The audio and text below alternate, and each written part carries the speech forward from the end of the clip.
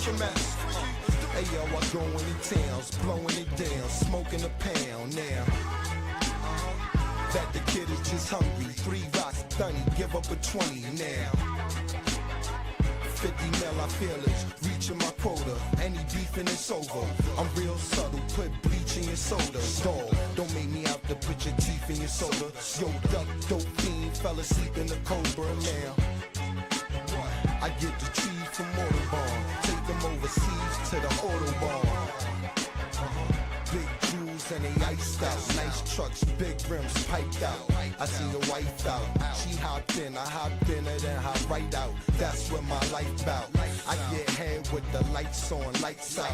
I used to drop Lewinsky off at the White House. I guess so, man. Holla at me, Bill. Never. Jim Jones, Santana, Harlem, Freaky. Never. Yeah, you ought to know, man. I got him.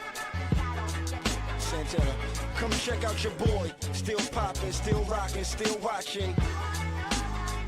I still got it, yeah. Still grinding, still pitching that Phyllis Hyman. I ain't lying, nope. Still on my pimp shit, still on my dip shit, yeah. You dipshits is still on my hit list. Still play lotto, win fast, still on my quick pick. Yeah, still trying to get rich quick. Yeah, I'm still trying to hit chicks with stiff dick. I'm about big chips, yes, true grandma.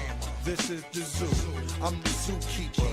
He's Zoolander, apes, wolves, gorillas, a few pandas. Got 2 hammers, come in and shoot grandma. With a crazy motherfucker, 380 years Daisy motherfucker. Oh, you ought to know by now, man.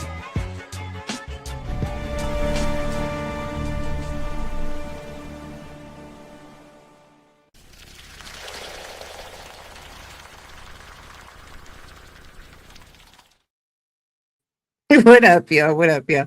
Y'all know I'm petty. So we're gonna do our own members thing on Saturday. My bad, y'all. I've been having a lot going on. Y'all already know what it is. It's the end of the semester, doing the thing with the kids and shit. You know, some other shit that we're gonna talk about. I'm gonna post the Discord link on the members tab probably later on today, so y'all can join. For those of you that know, I've been had a Discord. I just don't really play with it too much. I'll be a little bit kind of busy and shit like that, but I wanted to come through. I wanted to talk about this book, right? Keep Calm and Cut Them Off. Yo, and this is a members only chat, so anybody that's watching from the clouds, good for you. Become a member and you can chat. If you're a moderator, you can chat and so on and so forth. Hit the like button and share it out.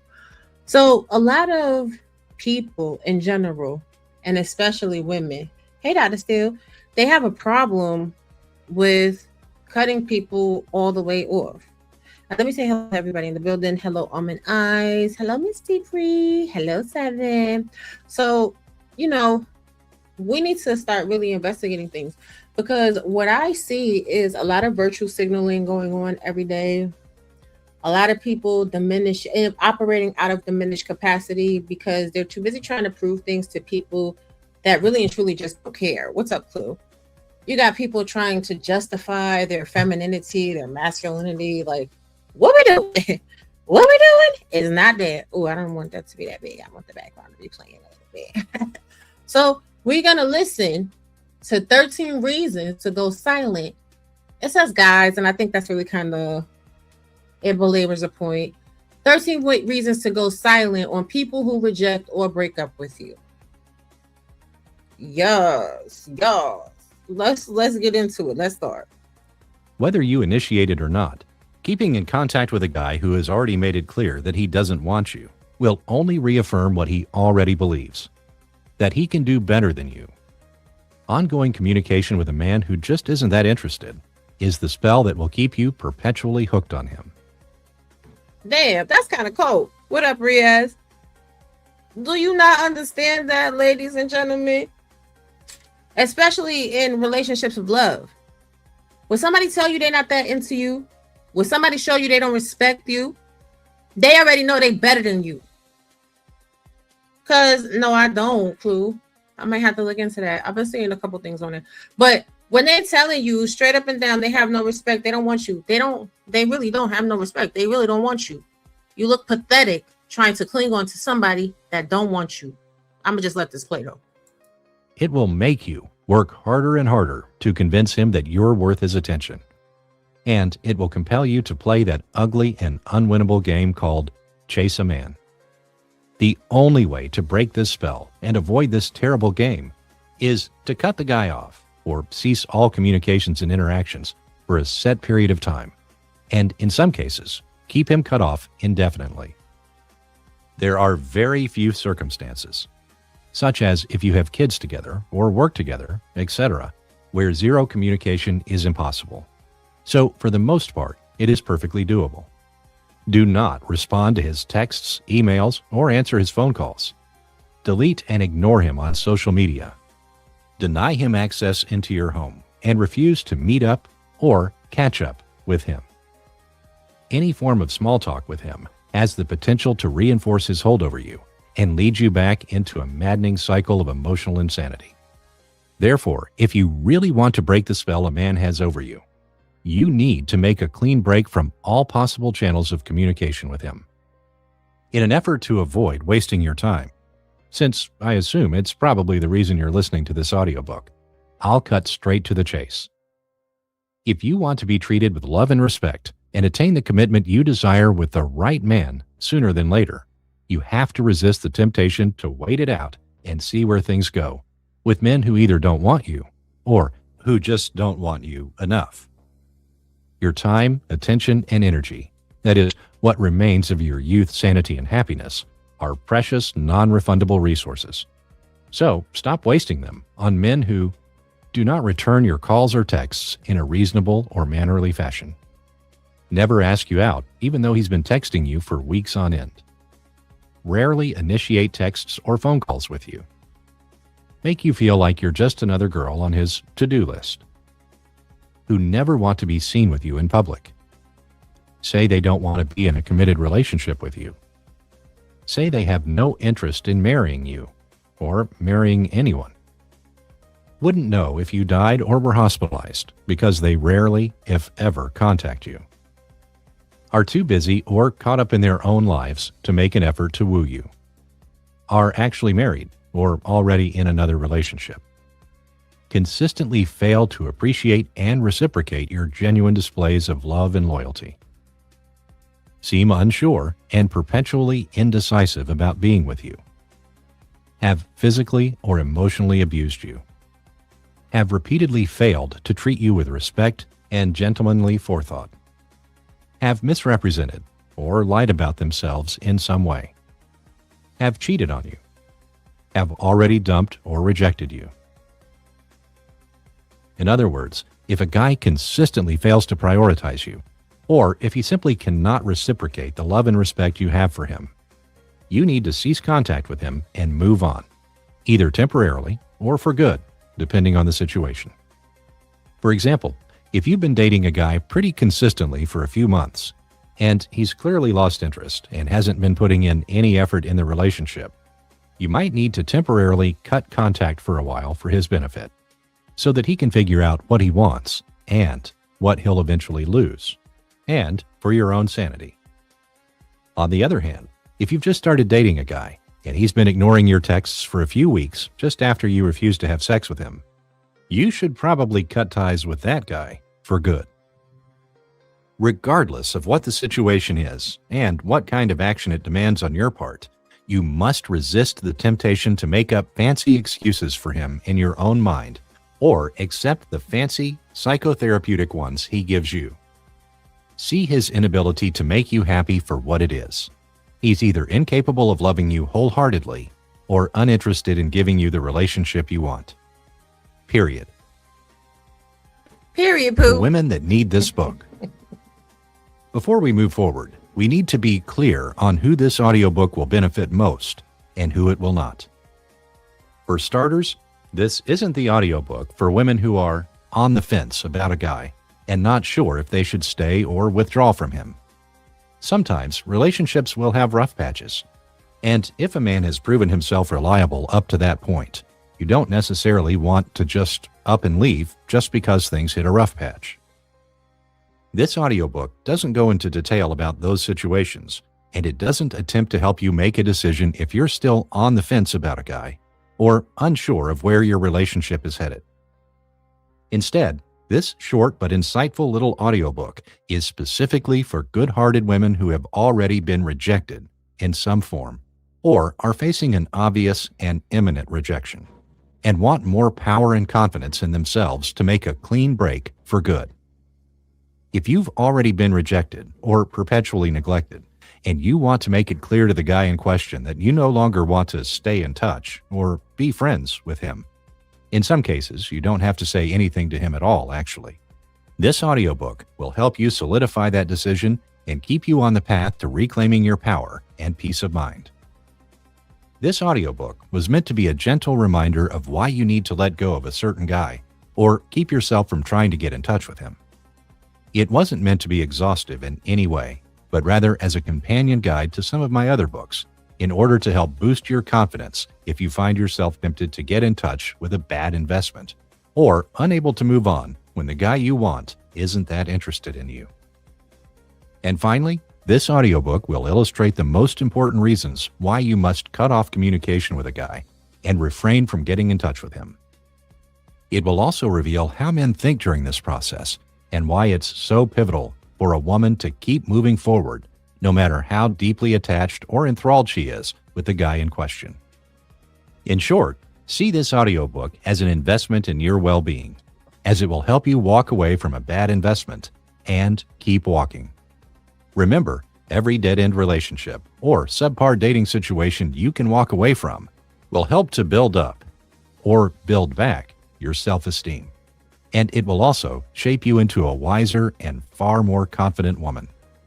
So, let's see if we can help you get better with men, shall we?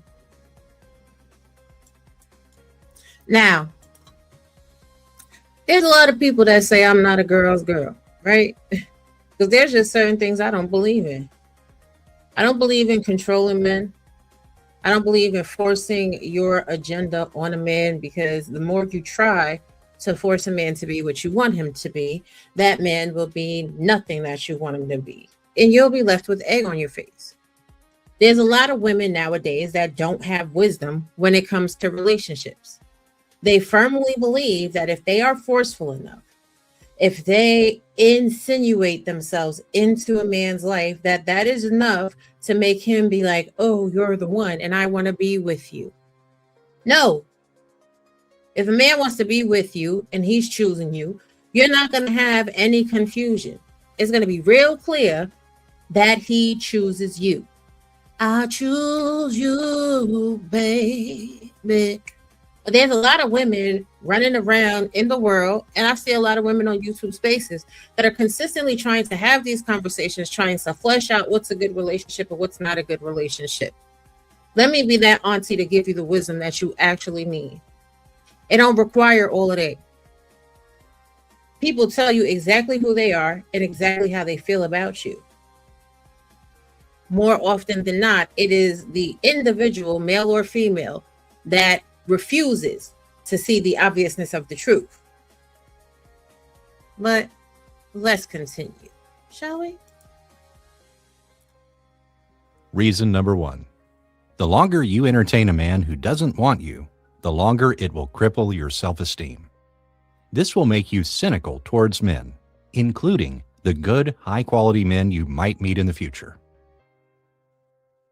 Damn, how many people you see, how many people you know that run around social media platforms and they are consistently talking about how horrible men are, how ain't shit men are, how ain't shit women are, how, oh my God, I can't believe it. Oh my God, this doesn't work. Oh my gosh, oh my gosh, oh my gosh. People are consistently crying about the bad actors. But meanwhile, they're the only ones choosing them.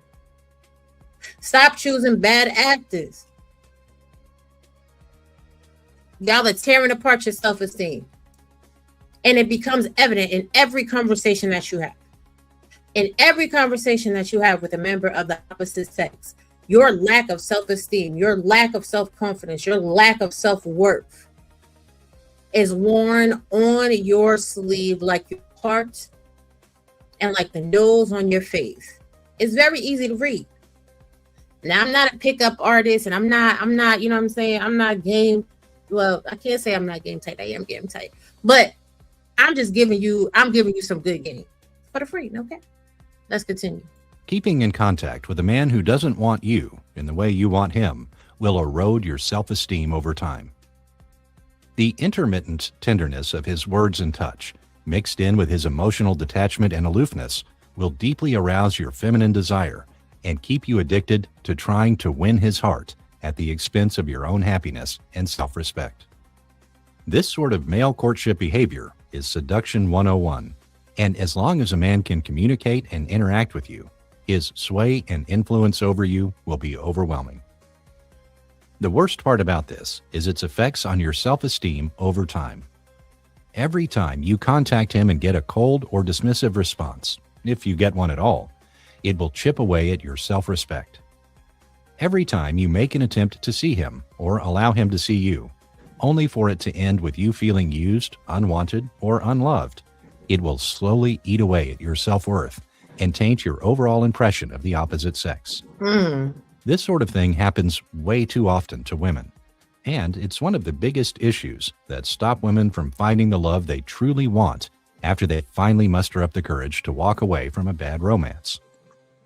Unfortunately, when a woman develops a deeply cynical view of men, it will infect her attitude and seep into her interactions with the men around her. Hey. Sometimes these negative behaviors are overt, but most of the time they are subtle, especially if the woman in question actually wants to attract the love and devotion of a good man. The problem is that guys can pick up on this sort of thing rather quickly from the way a woman interacts with them. You'd be surprised at how fast a man can tell whether or not a woman actually likes men, regardless of how much it seems she wants to be loved by one. Just to be fair, this sort of thing happens to men as well, where a really bad breakup with a girl or series of girlfriends can cause a guy to become completely jaded to the wiles of women. This then causes them to turn to the dark side, so to speak, where they might opt to act more cold-hearted with women in the future. Or worse, they might decide to become heartless players in order to avoid getting in too deep and getting burned by another woman. I only mention these things to illustrate that even guys can become very cynical, sometimes even more so, of the opposite sex, which in turn makes it difficult for them to attract and keep a good high-value woman in their lives. For both sexes, becoming overly cynical when it comes to love and romance makes it especially difficult to cultivate emotional intimacy in a relationship. Emotional intimacy is the secret sauce that keeps a couple firmly in love and devoted to one another over the long course of a relationship. And it is impossible to cultivate or maintain it if you distrust the opposite sex and habitually see them in a negative light. This is why quickly cutting ties with men who reject you is so crucially important to your future romantic happiness. Getting rejected once from a series of men can be extremely hurtful. But so long as you cut them loose quickly, you can also heal quickly as well. Constant rejection from one man that you refuse to let go, however, can be emotionally crippling. Doing so will slowly poison your feminine soul and make it difficult for you to trust the men you meet later on. Remember, a man cannot become emotionally attached to a woman without emotional intimacy. And in order to cultivate emotional intimacy, both sexes must be willing to be vulnerable, honest, and trustful of one another as the relationship progresses. Don't cripple your future romantic happiness with a good, high-quality man by polluting your heart with a bad romance. Now, why is this important? We know women that have spent 5 years chasing men that don't want them, which means they're completely blinded by people that they could actually have a fruitful relationship with. You cannot be feminine when you are inherently distrustful of men. It goes against the female psyche, just like what we talked about when we discussed the Disney princesses the other week. There's a lot of inferences and programming that has been created in society to make you believe that you deserve a participation trophy.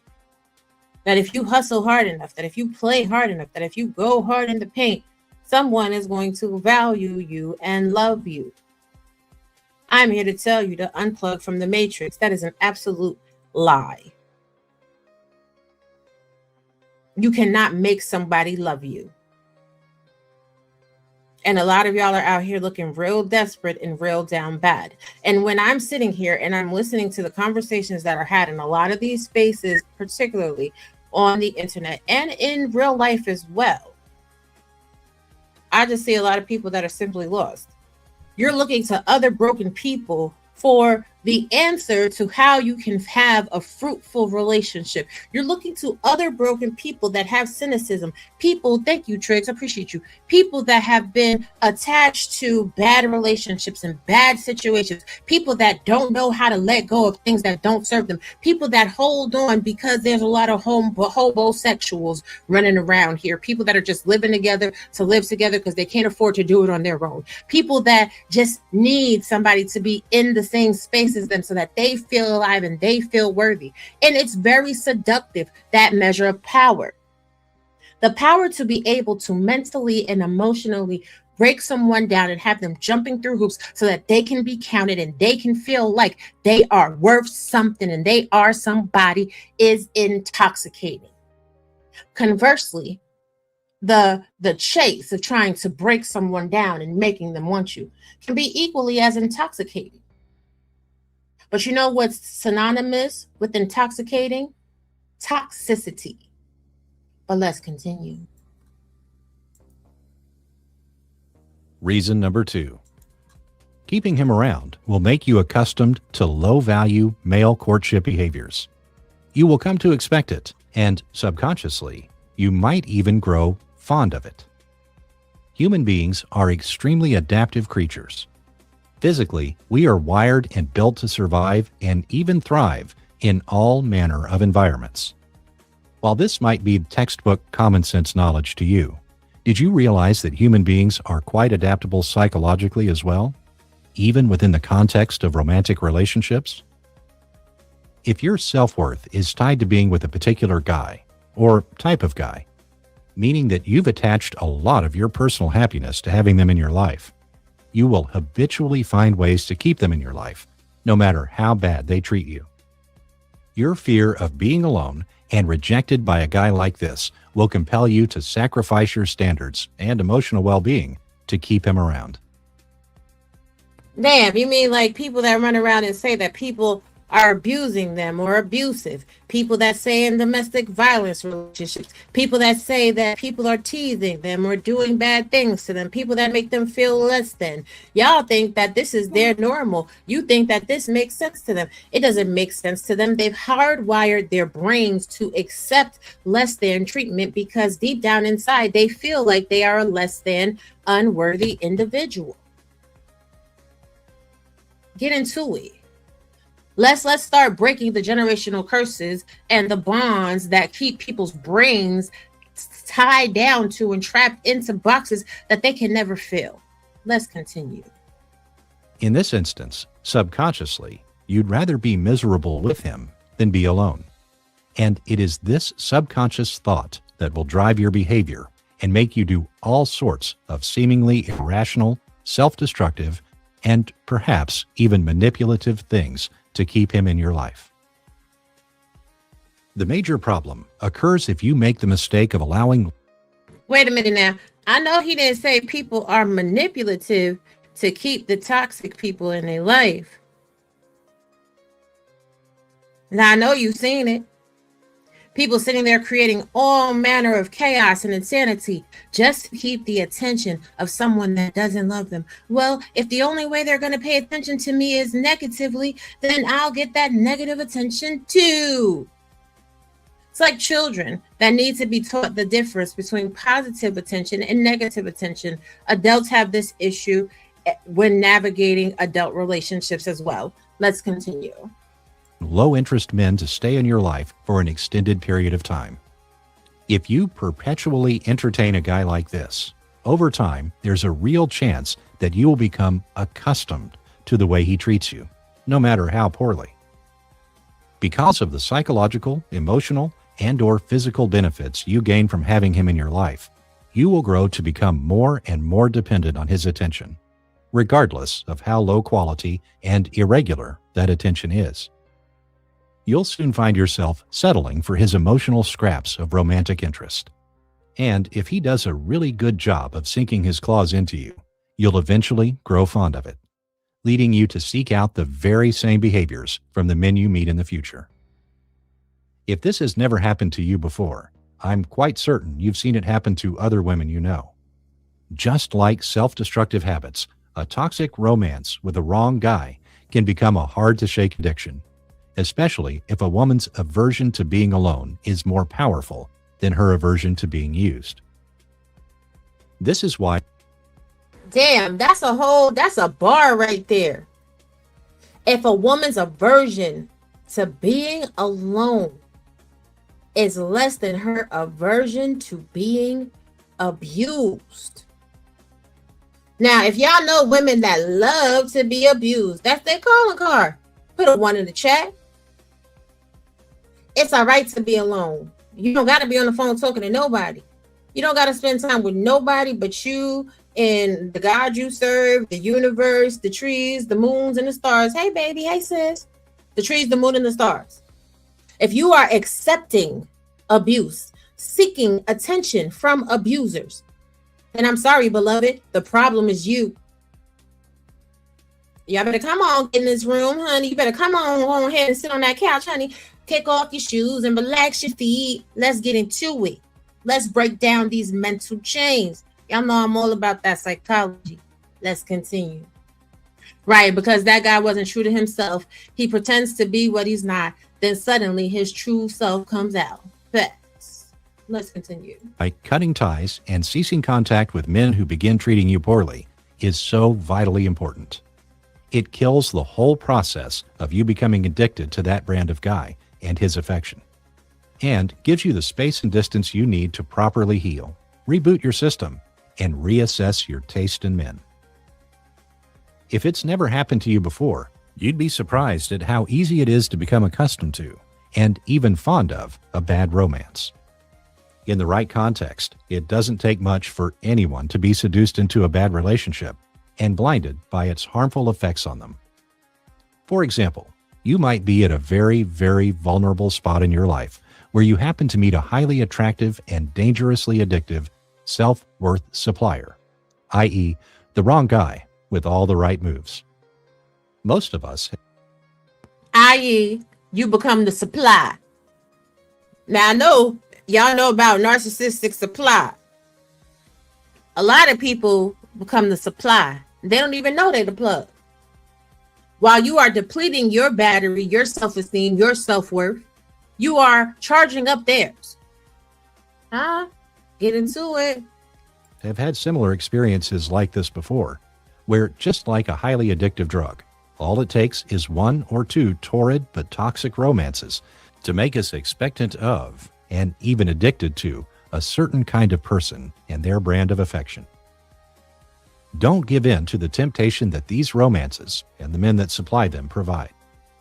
The risk of you developing a taste for unsavory relationships is incredibly real if you fail to cut contact with them as early as possible. In some cases, it might take you a while to realize that a particular guy or a type of guy is like a drug to you, and not the good kind. However, once you do come to your senses and realize that you've allowed a certain man, or certain types of men, to waste too much of your time and energy, pull the plug, kill the connection, and do everything in your power to change course.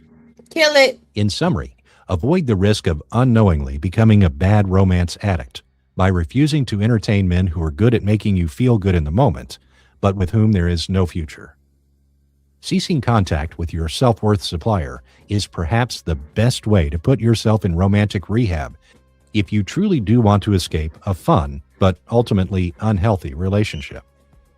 You'll need all the space you can get in order to reassess your values, reevaluate your needs, and reestablish your personal standards for giving and receiving love from a man. Now, this is very much the truth. There's a lot of people that don't have the ability to break away, right? And it's really sad to watch someone consistently crash out, writing Dear John letters and all of this and all of that, calling on the phone, texting all day. You know, you have them friends that they'll, you know what I'm saying? They'll be like, oh no, but I love him. No, you don't. You don't love him. And you're not loving yourself to the best of your ability. Once somebody is not treating you right, you have to walk away. When you love yourself, you walk away. There is no fixing someone that is just not that into you. There is no fixing someone that doesn't love you the right way. Not even a little bit, not even a soupçon. I don't give a damn how great the intimacy is, because if it's not emotional intimacy, then does it really matter? It doesn't matter if you're somebody's plaything. It doesn't matter if they're, you know what I'm saying, they're taking you out to dinners, this, that, and the third, and the whole entire time they're taking you out to dinner, they're disrespecting you. It doesn't matter if, like, you calling them all day long, texting them all day long because you're emotionally vested, and then they popping you off with like maybe one text every other day, or they ain't never calling you. And a lot of women I know like to play that game. Well, I'm gonna make him feel what I feel. Newsflash, he ain't never gonna feel what you feel, because he don't feel what you feel. When a woman does not love herself, she will run into a man who does not love himself, and that is a disaster. Facts. Anyway, let's continue, honey. Reason number 3. Keeping him out of your life will allow you to recover much faster from rejection. It goes without saying that you'll have a much easier time bouncing back after being rejected by a guy if you cease interacting with him. By cutting contact, your rate of recovery won't be as drawn out, since you'll be less likely to ponder and fantasize about all the possibilities of what you and him could be. Fantasies about winning his heart and changing him won't enter your mind as much, simply because your decision to walk away and never look back will empower you immensely. The power of making a firm decision to distance yourself and get on with your life cannot be overstated. The mere act of making a decision in favor of your dignity will energize you and help you feel more confident about yourself and the future of your love life. Of course, while the nature of your past relationship with a guy and his rejection will play a strong role in how long it will take you to recover, you can still shorten this recovery period simply by being decisive about protecting your dignity. The main reason why quickly cutting ties with a guy can help you to bounce back quickly is because it trains you to handle male rejection in the healthiest way possible, to get on with your life as quickly as possible without looking back. Every time you walk away from a bad or go nowhere romance without backpedaling, you get stronger. Every time you quickly cut ties with a guy who rejects or ghosts you and you refuse to chase him for attention, you get stronger. Your ability to let go and optimistically move on in spite of the rejection will build your resilience. Over time, you will get better at vetting men and appraising their potential earlier on, thus making it less likely that a romantic encounter will end in a heartbreaking rejection, even if it does end in rejection. This resilient mindset will separate you from the scores of women who waste weeks, months, and even years of their lives on that one guy who they can't seem to shake. You won't find yourself waiting around to finally be picked up by that one guy, because you would have developed the ruthless habit of getting rid of these types of men as quickly as possible. Your resilience. And there's literally nothing wrong with being ruthless. These are the affairs of your heart. This is your self-esteem. This is your peace. This is your protection. You do not have to be nice to a cunning snake. You do not have to place your worth in whether or not a particular man or a particular woman is going to go ahead and choose you, honey. Choose yourself. Choose yourself. Let me see. Y'all ain't ready for this type of teaching. Let's continue. Will help you to date more efficiently, as your low tolerance towards male rejection, in all its varied forms, will keep you from wasting enormous amounts of time and effort on low-interest men and dead-end relationships. This is the beauty of being the kind of woman who does not make herself a slave to male rejection. She can bounce back quickly simply because she prioritizes her dignity as she refuses to entertain men who reject her love. You don't want to waste your youth and affections on men who aren't crazy, the good kind of crazy, about you.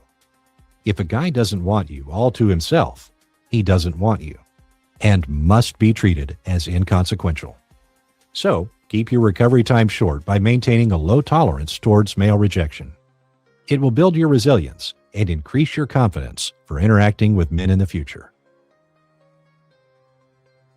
I'm going to tell y'all a little story real quick, right?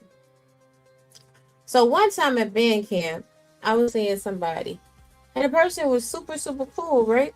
But there was just a little issue that was had in you know what I'm saying, the communication style. I didn't really feel for it, right? So one time we was in a conversation, and this was after I had already said something about it, like, you know, 1 or 2 times, right? And it wasn't even just a rejection, it was just a standard. So the person did something I didn't like. I was like, oh yeah, all right, listen, I gotta go put some laundry in the washing machine or whatever. And I straight blocked them. And I didn't talk to them ever again. Why? Because what's the point? What's the point? If it doesn't work, then it doesn't work.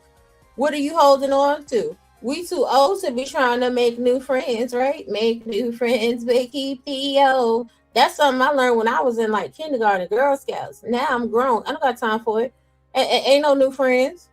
Ain't no new friends. And sometimes you can be friendly with someone that, you know what I'm saying, it doesn't work out romantically with, but you still have to firmly establish that boundary. Like, listen, this doesn't work romantically. I don't want to lead you on to make you think that it could be romantic. I don't want to be led on to think that it can't work romantically. So we're just going to go ahead and put some distance and put some space in between me and thee. Flip side of that is a man who wants you all to themselves and isolates you from families and friends. Exactly. There's always extremes. People that are doing too much, want you all to themselves, ain't gonna let you breathe, honey. Can't breathe when you talk to me. Go ahead, let them go too. Let them go. Peace out. Can't do it. Doing too much, suffocate me. You smothering me. I can't breathe. You gotta put hands up. Don't shoot. Walk away from that. And I think these are the conversations that we really need to have, because so many people are talking about submission and all of this and all of that. Why would you submit to somebody that is not emotionally invested in you? Why would you be trying to be as one and cleaving to someone that is not emotionally intimate with you? Come on now, I'm preaching up in here today. Y'all hit that like button. Make sure you share it out and subscribe. Anyway, let's continue. Reason number 4. Cutting ties with a man who doesn't want you creates the mental and emotional space in your life for men who do want you, and who might have been waiting for you to get rid of your dead weight. While there are a handful of super lucky individuals out there who either end up marrying the first person they've ever dated or end up marrying their high school sweethearts for life, for the rest of us hapless mortals, dating is a numbers game. The more people you meet and date, the more variety of personalities, romantic behaviors, and attachment styles you get to experience, which should ultimately lead you to finding your very own Mr. Right, a man who almost seems tailor-made to love and cherish you. Problem is, this numbers game can quickly begin to work against you if you find yourself getting stuck on guys who aren't tailor-made to love and cherish you. I've observed. Now let me pause it right there, because that's a critical element. Take notes. If somebody don't want to love and cherish you, and you staying with them and chasing after them for years and years and years and years, now you developing cynicism. Now you developing a lack of trust. Not only that, you're blocking yourself off from anybody else that could potentially treat you how you want to be treated, and you're not building the skills to adequately choose and vet a mate. This is what dating is for. Dating is to be able to say goodbye, which is why I tell women all the time, don't have sex with these dudes. Ain't no need to have sex with them. Have sex for what? There ain't no sex without no monogamy. But when we get into that topic, no sex without monogamy, what is monogamy? Don't be just being with someone and opening that, you know what I'm saying, busting it wide open for a player, popping that coochie, just because he want to say that he's with you. He has to show you monogamy. He has to show you commitment. And the same thing goes for men. Men, stop dealing with these shorties that be like, oh yeah, I just want to be with you. And then you get to being all involved, because men get emotionally attached when it comes down to sex too. And then you get to looking through her phone, or you get to observing her behavior archetype, who she is on social media, who she is with her friends, lack of respect, whatever. Now your heart is broken, and now you trying to still stay and try to make it work. A lot of y'all don't really like each other. Let's keep it a stat. Let's rip the band-aid off of that. Y'all do not like each other. You do not have really good emotional entanglements in relationships. You like the sex. You like what somebody does to your body. You like what somebody is giving to you in that manner. You don't give a damn about their personality, their wants, their needs, their goals, or their desires. Let's continue. This happened to countless smart, attractive, and successful women, where they allow low-interest, indecisive, or opportunistic men to waste their precious time and attention. Keep in mind that I'm not talking about situations where a guy is using lies and seduction to keep a woman confused and emotionally hooked. I'm referring mainly to those situations in which a man has made it clear that he cannot or won't commit to a woman, but she still entertains his presence in her life. Distancing yourself from a man who doesn't want you, or who simply isn't capable of loving you in the way you need, gives you an opportunity to see what else is out there waiting for you. You might think that keeping in contact with a guy like this isn't a big deal, but remember, if he can easily communicate and interact with you, there is always the risk that he will attempt to make a move on you. If you fall for his moves again, that's just more of your time and attention that you've wasted on him. Again.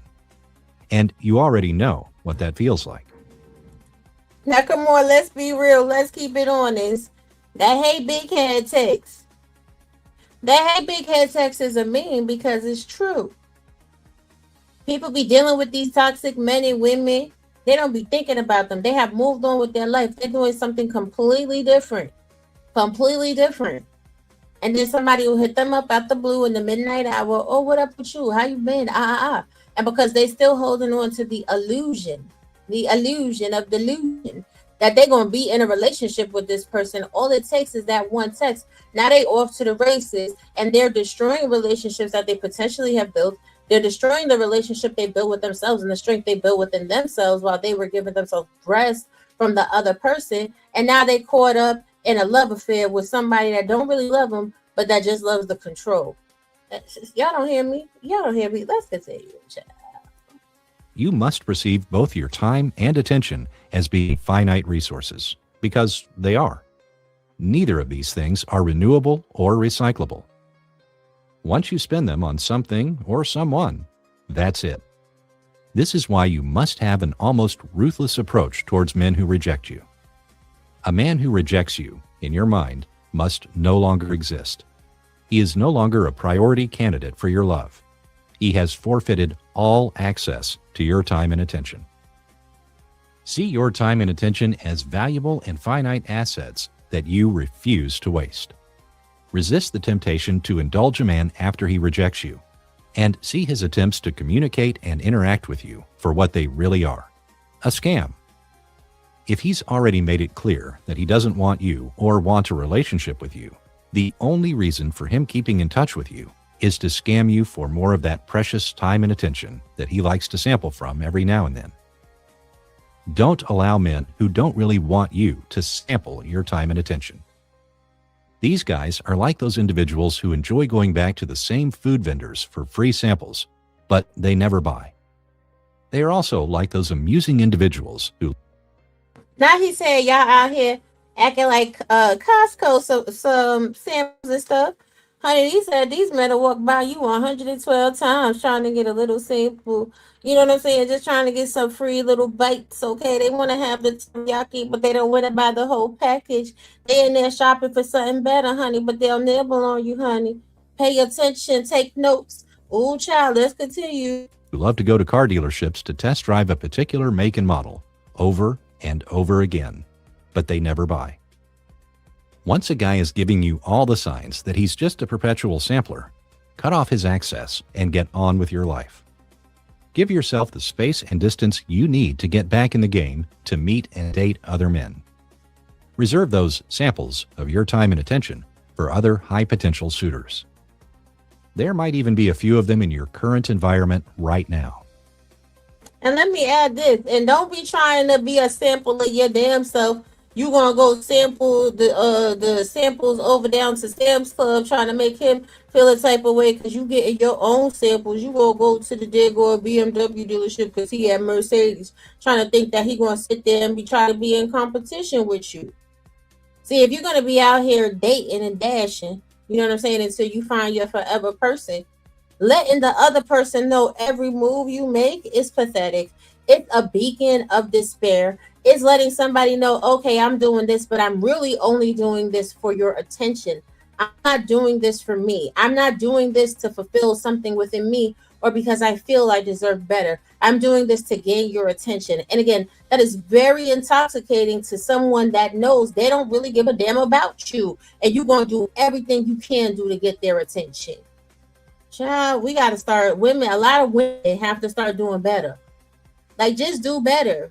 Today is the day for you to make the decision to do better. You don't got to keep exhibiting the same toxic traits. You are worth more. Let's continue.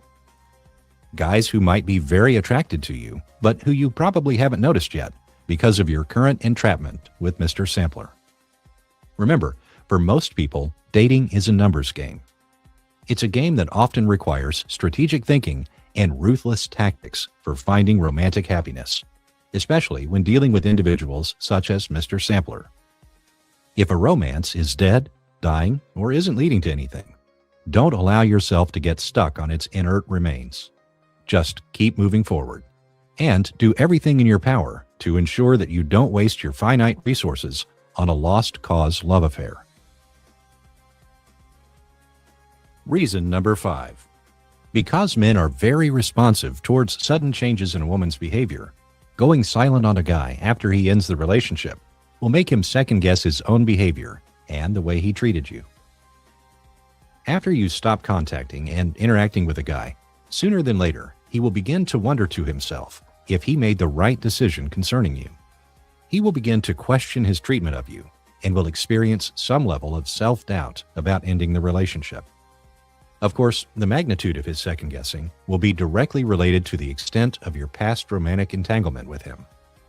Nonetheless, based on how the male mind works, a woman's decision to quickly cut a guy off and get on with her life may cause him to wonder if he made a poor estimate of her value.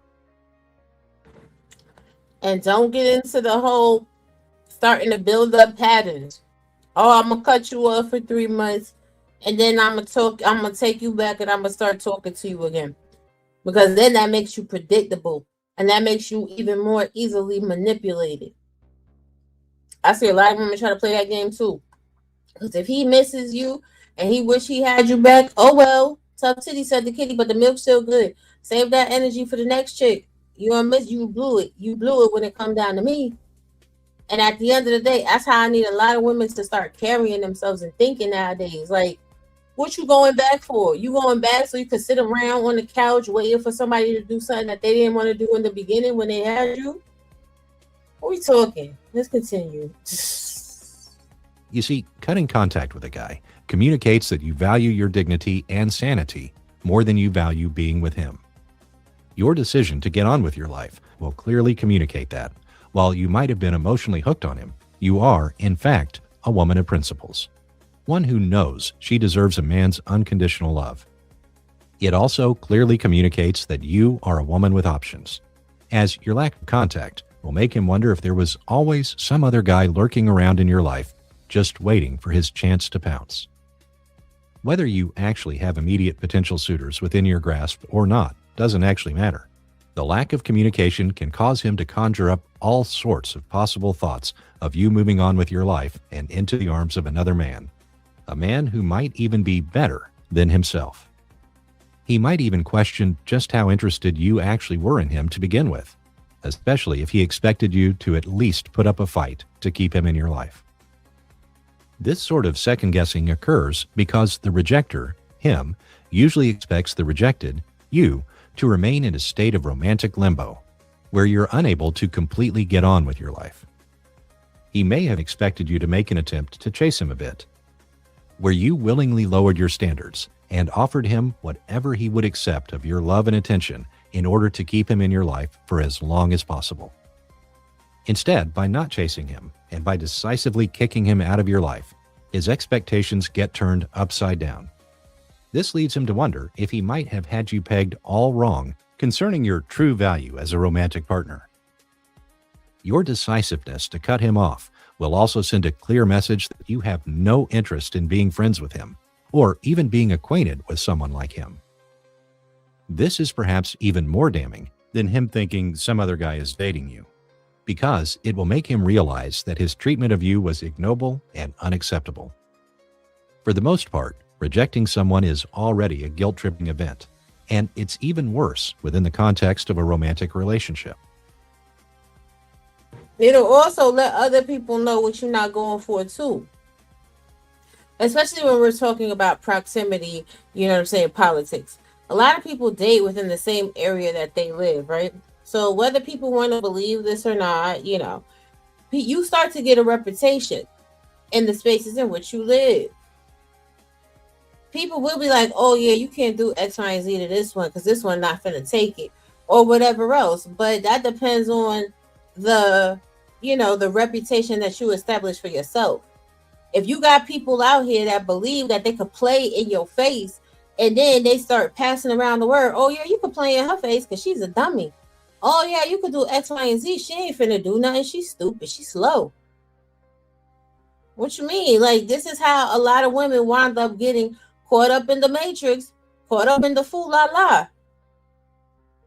Because they make it so that that's what their reputation is. That they is going for every and anything. And it don't take too much to get them emotionally jerked off. Let's continue. When you make it clear that you no longer intend to maintain friendly contact with a guy, assuming he had some intention of being friends with you, he will have to face the fact that his treatment of you was so beneath you, you would rather have absolutely nothing to do with him moving forward. If you had decided to keep in touch with him post-rejection, it would have softened his guilt and given him the impression that he's still a great guy overall, and that you're lucky to still have him in your life in any capacity. Don't give him that benefit. You see that, to all y'all trying to maintain friendships. You telling somebody that they not the issue. Their treatment of you is not the issue. That is you. What's up, DMO? You telling them, oh nah, it's not you, it's me. So keep on going around doing everything that you're doing, however that you're doing it, because you're absolutely perfect. Just like when you're in a new relationship and you telling somebody in your new relationship that you friends with your ex. Why exactly are you friends with your ex? If you don't have no kids together, y'all don't have no business dealings, no property, no nothing, what you friends for? You friends because you are holding on to romantic aspirations that one day your prince will come. And newsflash, he ain't never gonna come. He ain't never gonna come. He's gonna be like 150 years old, dying, you know what I'm saying, needing somebody to take care of him, and then all of a sudden he's like, oh hey, remember when we used to love each other? Baby, when I used to love you. That's what he's gonna tell you. And you're gonna be out here looking like a fool. And I'm tired of people being out here looking like fools. Like, come on, we gotta do better than this. Anyway, let's continue. Of course, even if he is a great guy overall, and his treatment towards you wasn't completely abhorrent, you still don't want to give the impression that you are okay with just being friends with him. Chances are, he already knows that he means, or meant, more to you than you do to him. So, to avoid this kind of relationship dynamic moving forward, it's still in your best interest to go no contact for as long as you require in order to move on with your life. Make it forever. Reason number Make it forever. Go no contact forever. Because because I'm petty as hell, that's why. But seriously though, like, unless it's somebody that you grew up with, that's somebody that lives in your neighborhood, somebody that maybe you go to church with, you know, you work with or something like that, what's the need to talk? It ain't gonna be no difference the second time around. No, none of that. No, none of that bullshit that they've been feeding you in these fairy tales. No, you're not. It's not going to be a rom-com fantasy, okay? You're not going to sit there and be at the Central Perk talking about we were on a break. Y'all are not goddamn Rachel and Ross, okay? The shit is over. It's over with. Keep it real with yourself. What are we doing? Asking people that in my mind all the time, you know, because I'll be really trying to hurt people's feelings, but I just be like, what's the procedure when there's a gun to your head? Because a lot of people, they need to know what the procedure is, honey, because what the hell? Let's continue. 6.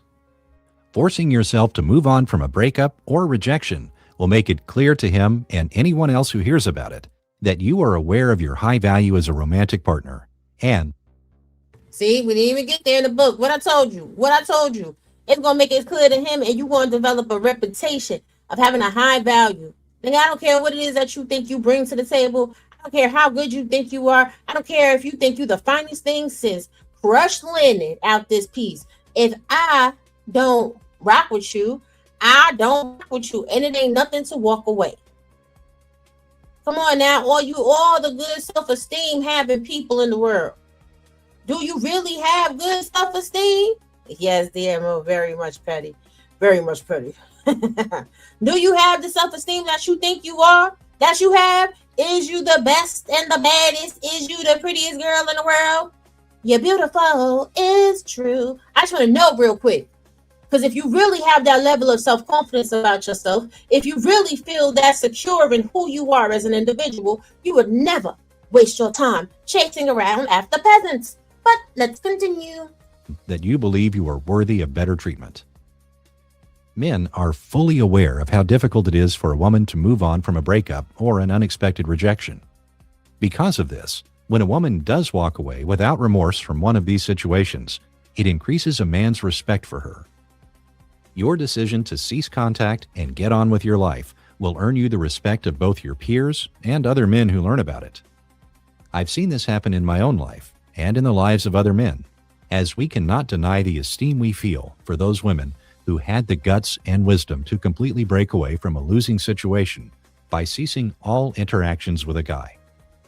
When a woman puts a halt to a guy's attempts to interact with her after being rejected by him in some way, it is a clear demonstration of the high amount of self-respect she has for herself. Her willingness to walk away is a clear sign that she is a woman of principle, one who would rather be alone than be sucked into a pseudo-romance or dead-end relationship with a man who doesn't want her enough. Now, let me tell you, I had a lot of drama surrounding walking away from a pseudo-romantic situation. Honey, these people be believing in their mind and in their soul that they is game tight when they is really game goofy. And I'm going to tell you, as a matter of fact, nothing disrupts the mind of an individual trying to manipulate you faster than you being like, oh, all right, and I'm done. They don't necessarily really know how to handle that because they're used to having the upper hand in situations. And it's quite satisfying, very much edifying. And it doesn't have to be a whole big conversation. I'm telling you, anytime I've ever walked away from a relationship, it's never been a conversation. I don't really feel like it needs to be. When I'm done, I'm done. You be looking for me. I am the embodiment of that Ray Charles song. One of these days, and it won't be long, you're gonna look for me and I'll be gone. I'm telling you, get good and gone on somebody real quick. Ain't nothing to it but to do it, baby. Ain't nothing to it but to do it. Y'all better learn how to walk away. Let's continue. A woman like this will stand out in the eyes of a man simply because this isn't the normal response for many women. In fact, the more experienced with women the guy in question is, the more accustomed he probably is to having women chase after him after he rejects or breaks up with them. He's used to women attempting to play the ugly game of chase a man with him, where they try to earn his affection by becoming even more available, more attentive, and more enthusiastic toward him after he loses interest in them.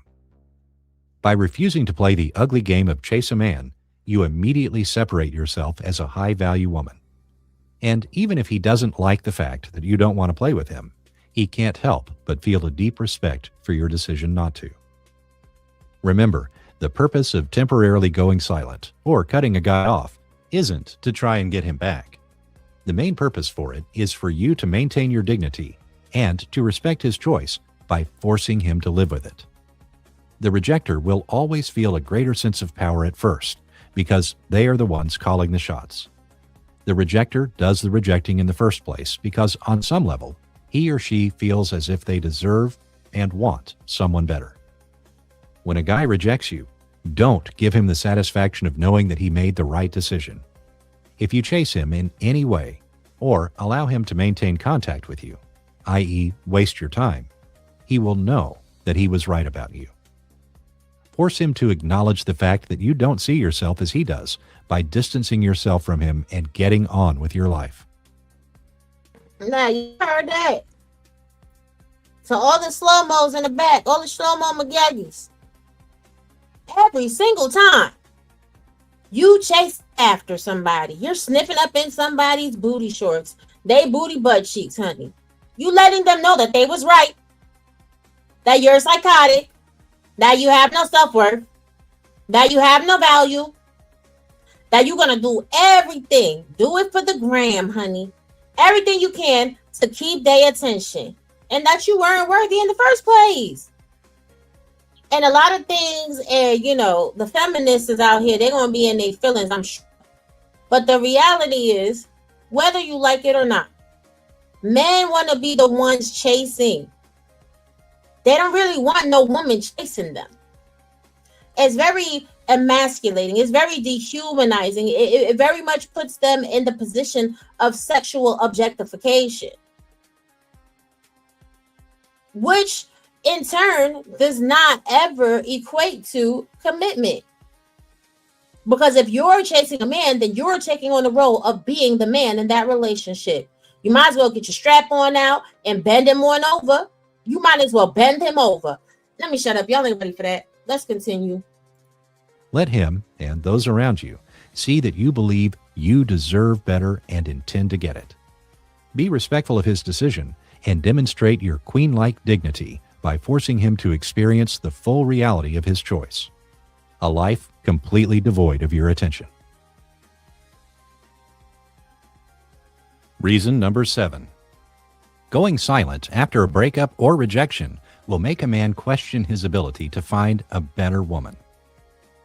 Every time you allow a guy who rejects you to pop in and out of your life, there's a chance he will take a piece of your dignity with him. What is he doing with these pieces exactly? Short answer, he's using them as firewood for his ego. In other words, your tolerance of him, in spite of him rejecting you, will make it clear to him that his value to you, and women in general, is much higher than he thought. You see that? You see that? How y'all be running around here? Making these people that have no respect for you high value by definition. By definition of your lack of self-respect. You teaching somebody that they better than you in all regards. They burning up your ego for firewood, for kindling of the fire. Honey, all the trees. Let's continue. Your tolerance of him, in spite of him rejecting you, will be a humongous boost to his confidence, and he will enjoy keeping you around as his personal ego firewood supplier. Don't be a man's ego firewood supplier. This is easy to avoid by simply going silent or cutting a guy off when he rejects you. Doing so will ensure that he never attempts to use your attention to feed his ego for attracting and dating other women. I need y'all to understand this is very synonymous with no contact for narcissistic abuse. Uh-oh. Uh-oh. Uh-oh. Uh-oh. Now we get into DSM territory, honey. See, ultimately, a person cannot be a narcissist and still see you as supply. But just like people that are narcissists are very much toxic in their endeavors and their behavior archetype, so is someone that allows themselves to be used and played with. Let's continue. Your ability to walk away from him without a fight, i.e., chasing him, could even make him question his ability to secure and keep a good woman in the future, thus increasing the chance that he might eventually come to his senses and beg to take you back. If hanging around in his life will feed his confidence, then cutting him off, even for a limited period of time, will strip it away from him and put him exactly where you want him. For example, if a guy has dumped or rejected you, but is secretly uncertain about his decision, immediately walking away and going silent on him will make him anxious. This anxiety will make him feel unbearably uncomfortable and create a sense of urgency in his mind. Without you hanging around in his life to feed his ego, you've effectively taken away his romantic safety net, which might compel him to try and get you back in his life. The beauty about being a woman is that you have an immense and almost unfair amount of power and influence over what a man thinks about himself. The stronger a man's romantic interest and emotional attachment is to you, the more influence you will have over what he thinks about himself. This is why a man must be especially careful in regards to the kind of woman he's attracted to and who he becomes emotionally attached to. This whole system of women having such a strong emotional influence over men is beautiful within the context of a healthy romantic relationship. But, just like anything else in the world, it can be perverted and abused when taken out of its intended context. I.e., women that try to control men. You're already gonna have influence. It's a natural dichotomy.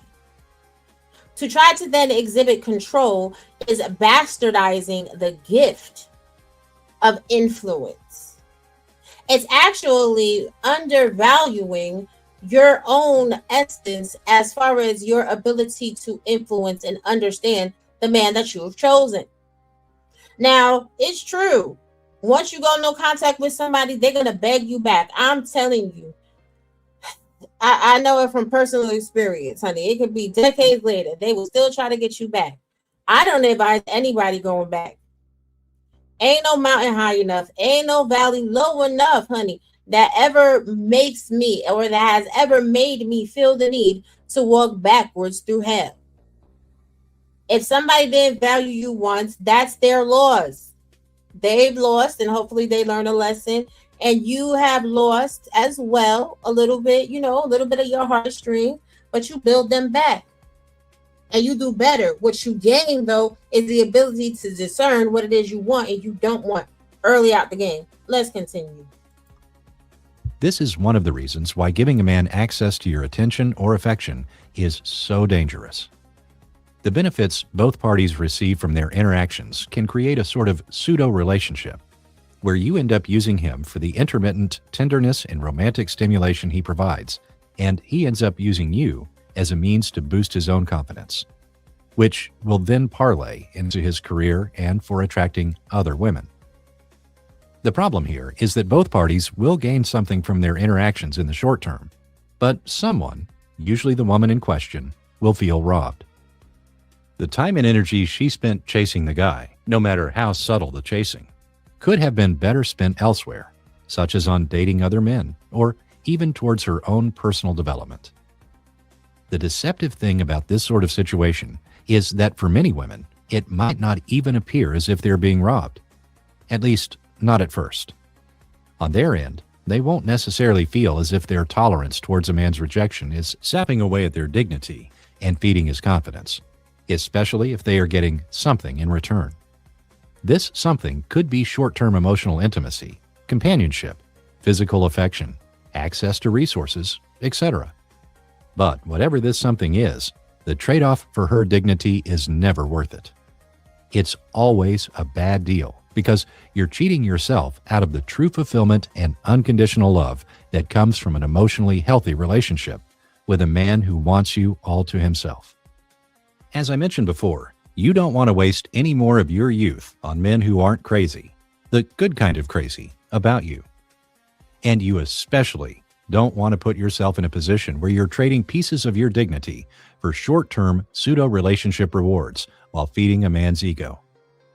Stay firm in your decision to make a clean break from men who reject you, as it will keep you from one of the most deceptive and dignity-destroying dead-end relationships imaginable, where your tolerance of a man's attention, in spite of him rejecting you, is making him feel even better about himself and his chances at attracting someone better as well. Reason 8. Distancing yourself. Hold on, because we can't let that one slide on by. A lot of y'all are out here being starter wives, starter boyfriends, starter girlfriends. You don't even know. And you don't even know. That's the part that's so diabolical. Y'all be out here and talk about some, you know what I'm saying, that you would die for Riley. Meanwhile, Riley looking to bigger, better deal you. They already know they got you. They already know they got you in the cut. They're like, oh yeah, I got them in the cut. I could do whatever I want to do. So let me go and see whatever else I could get. And then you left there with mud on your face, looking stupid in the face when they don't want to be with you. Crashing out, doing the most for the least. Don't make no sense. Let's continue. From a man who breaks your heart will give you the clarity you need to see him and the relationship, or lack thereof, for what it really was. If your taste in men and the way they show love is not fully matured, the emotional intensity you feel for a guy might actually be a product of your fear of loss. If a guy rejects you, but still contacts you with sweet but confusing messages of how much he misses you, these mixed signals will stimulate your female desire immensely. His aloofness and intermittent tenderness will draw you deeper into his thrall, and you might find yourself tempted to settle for a pseudo-relationship where you'll do anything and everything in your power to win his heart, no matter the sacrifice.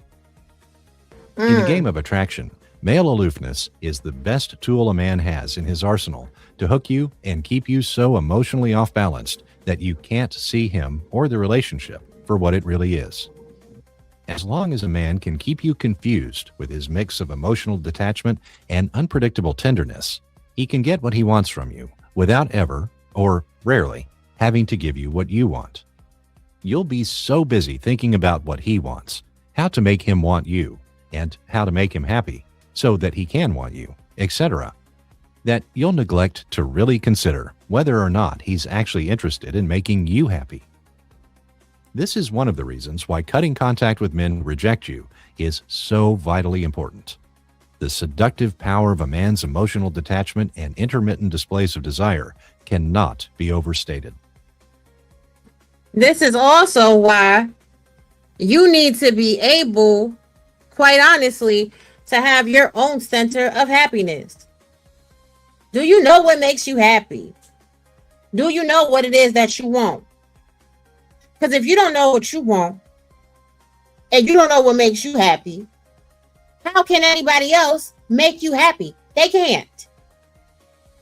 And this is another problem that I see in a lot of people's seeking of relationships. They are looking for someone to be the cure. Thank you, dear Mo. And thank you, Ada. Thank you, Triggs. Hey, love. They are looking for someone to be the cure. You should be able to be happy on your own. A relationship is a gift. It is a gift to grow. And y'all see me and Sel all the time. Me and Sel have a very great relationship, and we actually took the time to build the relationship that we had to make it great. But we have plenty of times where we pour into ourselves, our own individual, independent desires and designs, and then we spend time with each other. We don't have a codependent relationship because codependency is also the center point of toxicity. Let's continue. I'm not suggesting that, as a woman, you have no choice but to fall prey to such male seduction tactics. What I am suggesting, however, is that keeping in contact with a man you love or wanted, but who has rejected you, can cloud your judgment regarding both him and your relationship with him. Cutting him off stops and your relationship with the next person. You stay holding on to somebody that didn't really want you, didn't treasure you, didn't love you, and then you meet somebody that loves you. And low key, you're constantly comparing him to the person that didn't want you. Yeah, well, I love you. You constantly comparing them to somebody that didn't want you. So now you're killing a relationship dead in the water before it even has room to breathe, because you are still mentally and emotionally hooked on somebody that don't want you. Somebody's got to make it make sense. I don't know what people's mothers are teaching them nowadays, but again, I'm gonna be your auntie that you need in your life to give you this good game and this real truth. Let's continue. you from focusing on the wrong things. After a breakup or rejection, your mind needs to be focused on getting over him, getting on with your life, and how you can avoid making the same mistakes in the future. Allowing him to pop in and out of your life as he tenderizes you with sweet nothings and memories of shared experiences will compel you to focus on him and what he wants, as opposed to what you need. You might find yourself trying to analyze his latest text or interaction with you, all in an attempt to figure out what does he want, not realizing that you're wasting your brain power and sanity on someone who doesn't even know what he really wants himself. In order to get a clear view of who he really is, how he treated you, and whether or not you were actually happy, or that is, getting your needs met in the relationship, you need to create some distance between you and him. You need time and space away from him, and cool off of him enough so that you can see his flaws much more clearly and free of distraction. Allowing him to interact with you in the present will actually hamper your ability to do a proper audit of your past interactions with him. Cutting contact, however, will give your emotional desire the time it needs to dampen towards him, which will then allow you to assess the relationship with much greater lucidity. In other words, don't be scared. Let me say it for you. Let me say it with my chest. Don't be afraid to walk away. Y'all be playing yourself. I'm telling you. Where's my start comment? Honey, let me put it back up here. It ain't never gonna work. Stop playing yourself. Message.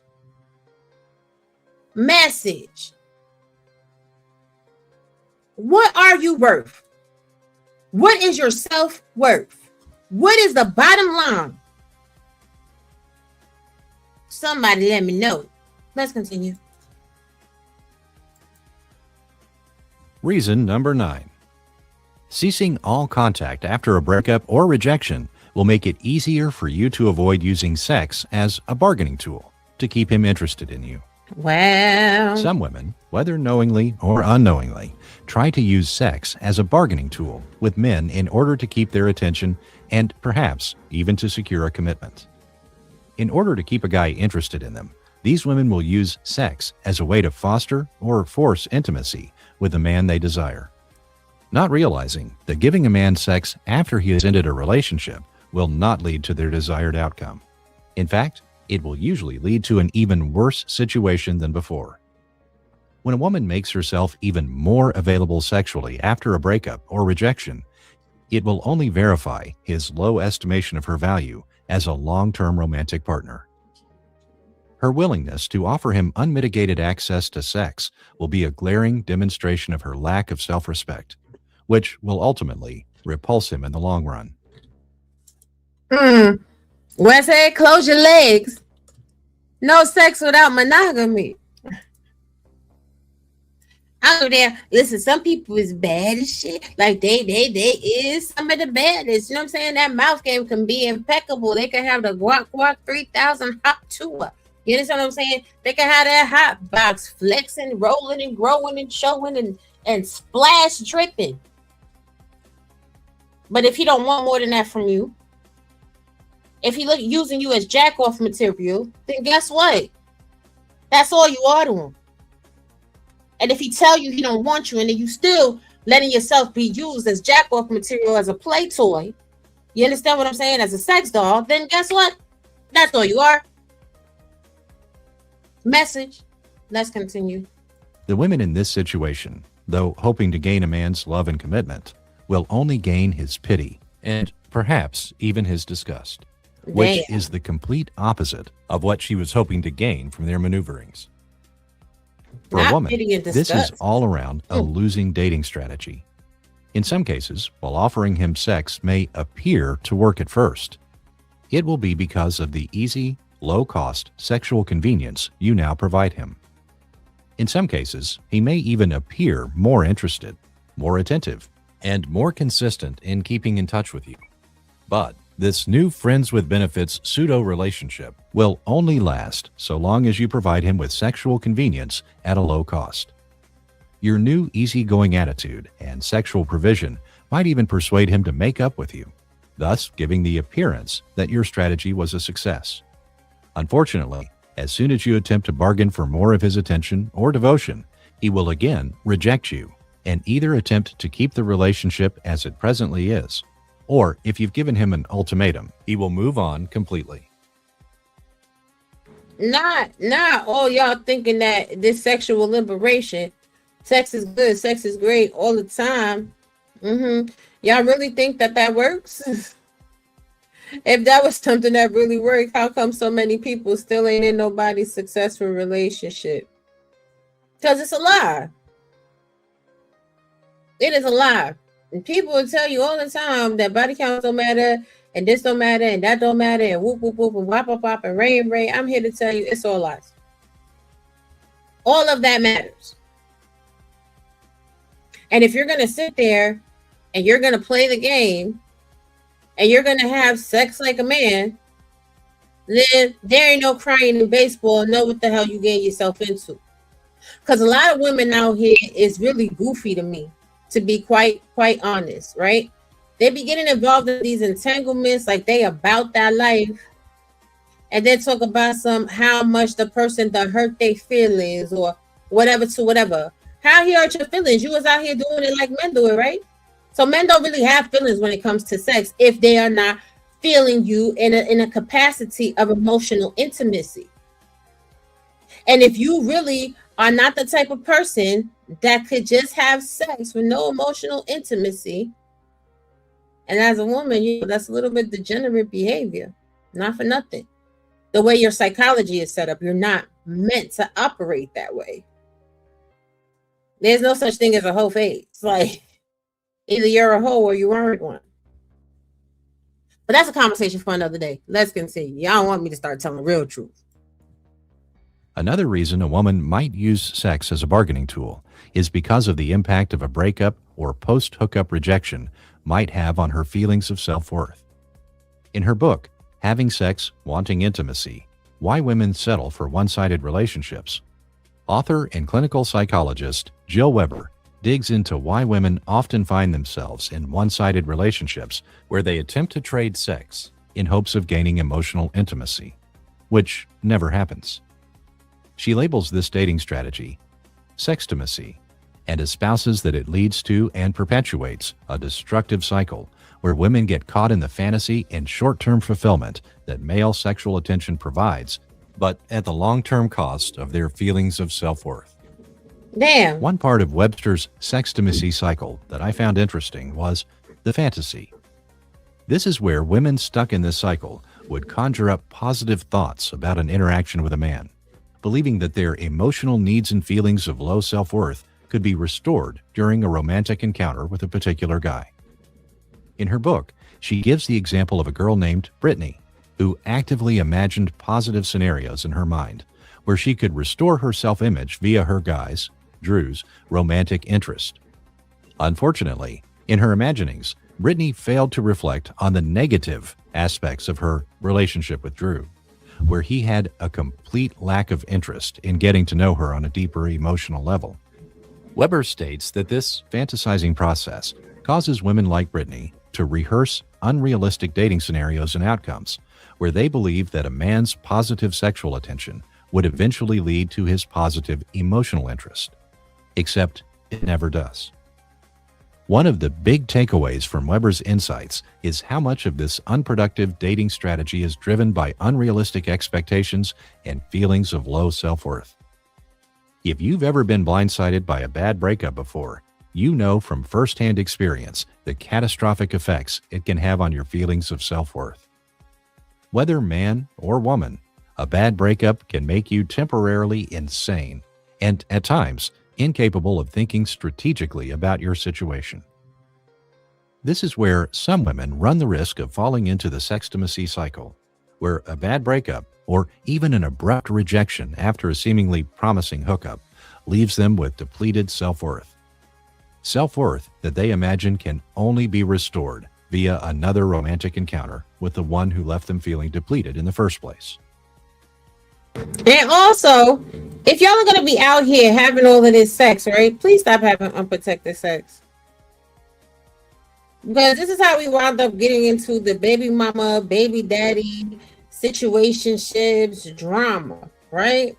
STD rates going through the roof because you got a whole bunch of chicks believing in Disney fairy tale fantasies, and you got a whole bunch of men that's out here just feeding niggas like, oh, well, she gonna give me free bucks, so I'm gonna take it. You understand what I'm saying? And everybody's cool until they go into the clinic and they're crying because they got to get a test and they waiting for the damn results. If you find yourself needing to get STD tests every few months, every few weeks, every few days, I don't know, maybe you're doing a little too much with your box. Maybe you're doing a little too much with your eggplant. Like, let's stop doing that, because it's not intimate relationships that y'all are gaining, nor is it intimate relationships that you're seeking. Again, I just have to be a truth teller around here because somebody has to do it. Let's continue. Naturally, it goes without saying that after a breakup or a rejection, the best way to avoid this unfortunate, soul-destroying cycle is to cut contact with the guy in question. This is especially the case if you've already established a sexual relationship with him and you don't want to be taken for a free ride any longer. You need to rip that Band-Aid off in one quick action by cutting him off completely, so as to avoid getting sucked in a lose-win dating situation in which he's getting all the sex he can stomach while you hopelessly grasp at straws, trying to win his heart in the process.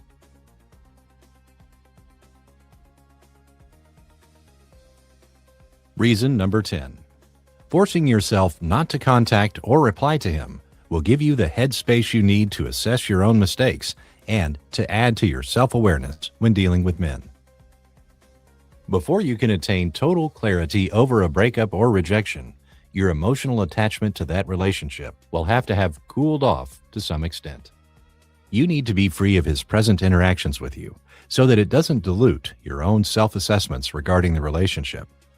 Obviously, the best way to cool yourself off of a guy and your past relationship with him is to ensure that he stays out of your life for as long as necessary. This is why going silent on him for a period of time, or perhaps indefinitely, is so useful and important.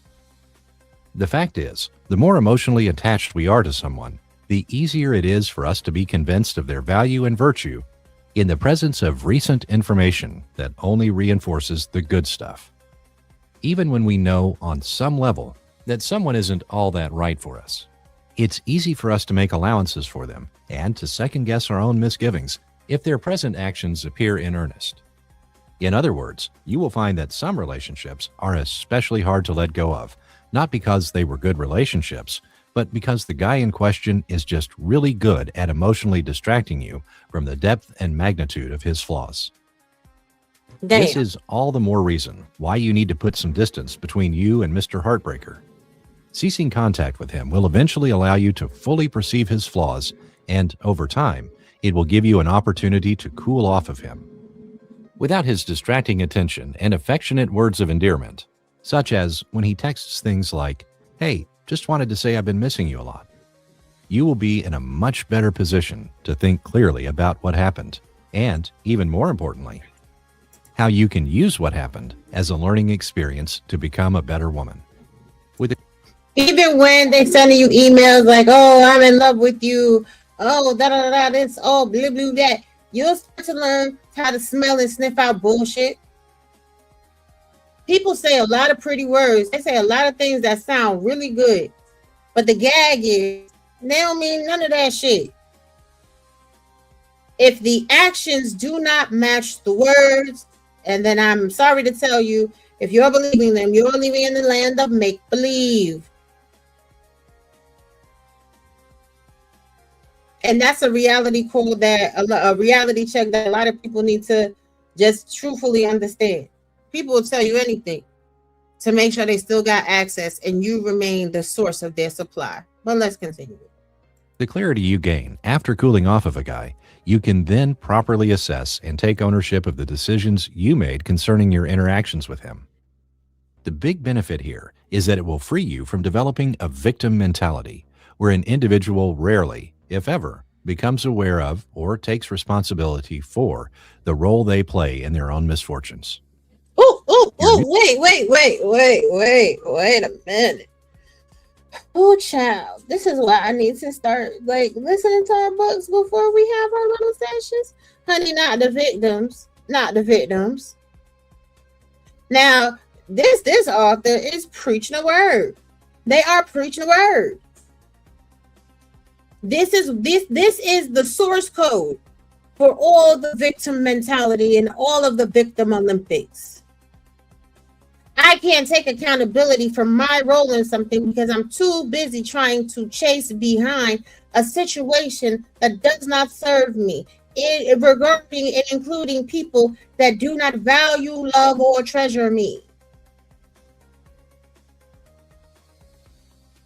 I ain't come here to preach today. Maybe I did a little bit. Let's continue. Newfound clarity will actually help you to see that although a relationship did not go the way you wanted, there are things you could do differently in the future to avoid a similar outcome.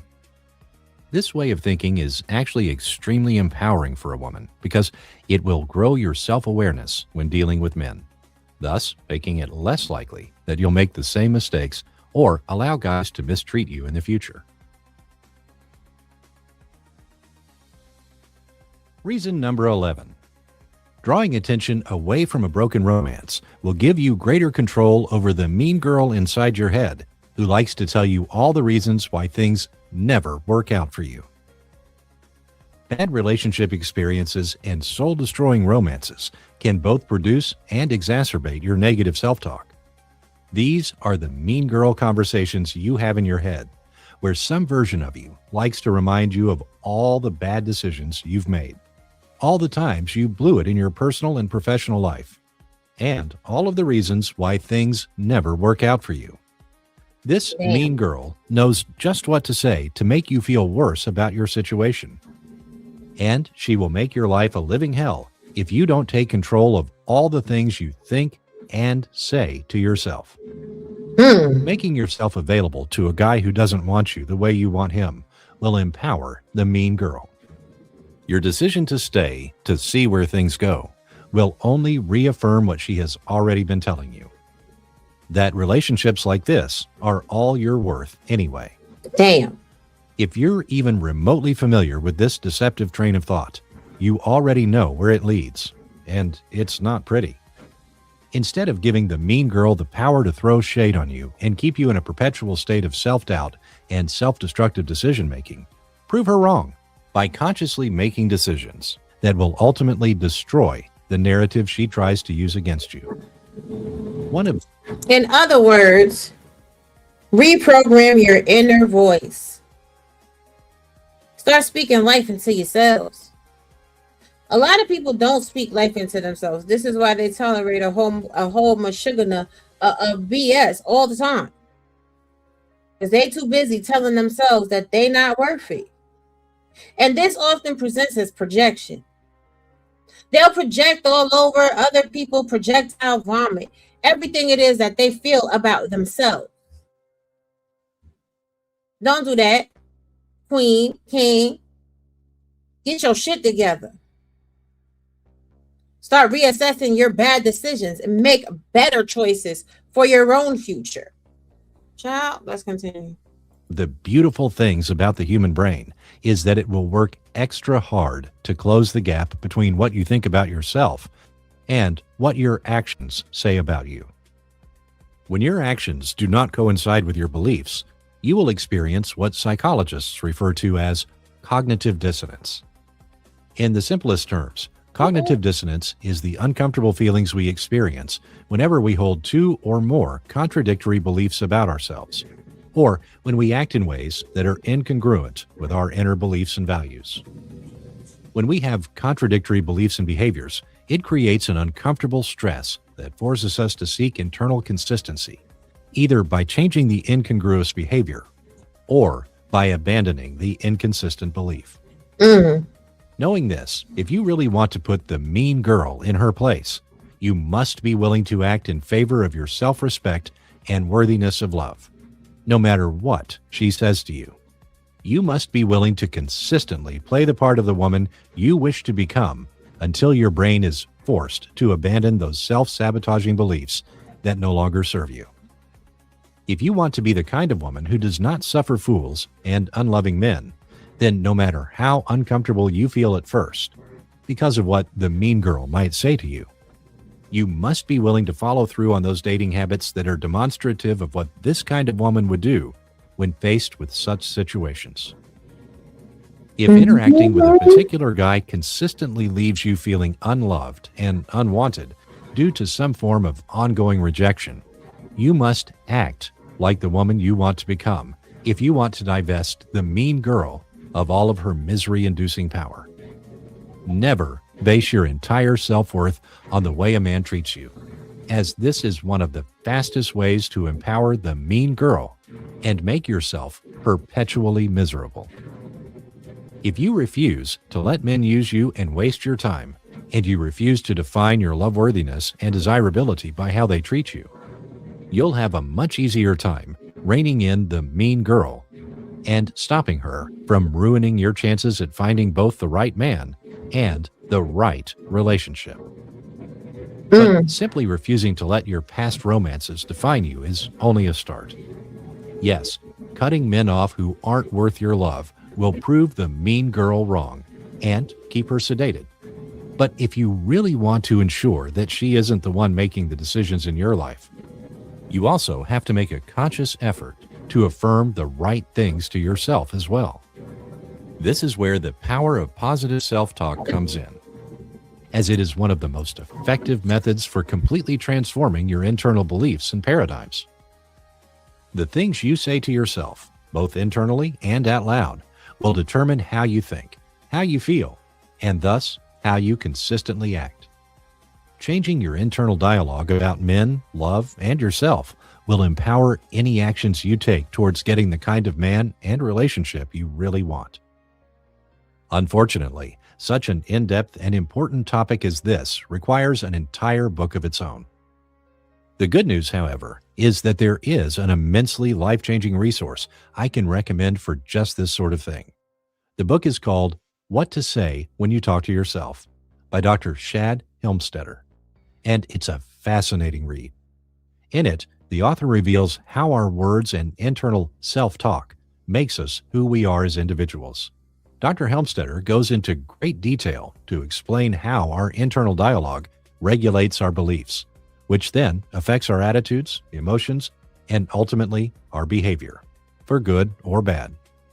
He also provides a thorough yet very simple system for reprogramming your negative self-talk to help you bring about the kind of behavior and thus results you want to see in your life. While the book isn't specifically geared towards dating and relationships, the applications from its paradigm-shifting content are tremendous if you're willing to apply what you learn. For example, if you often find yourself working harder or chasing him to keep a guy's attention even after he rejects you or starts losing interest, this book can help you transform your overly anxious or self-defeating inner dialogue into confident, non-compromising self-talk. The book will be especially useful to you if you struggle with the internal belief that you're somehow not good enough, pretty enough, young enough, etc., to find a good man for a lifetime of love and commitment. I strongly recommend checking it out, as I'm sure you'll find it quite useful, not only in matters of love, but life in general. Reason number 12. Cutting yourself off from a man who rejects you will ensure that you never become his stepping stone woman. If you Clean find up. yourself highly susceptible to a man's need for your support, even after he has ended the relationship, then ceasing all contact with him is a particularly good strategy if you want to reclaim your power. The reality is, committing your time, resources, etc.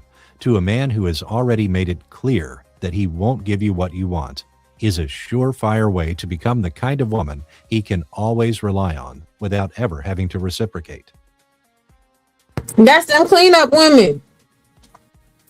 And the women that be trying to get involved with people that are in fact in a relationship, like, you're the cleanup woman.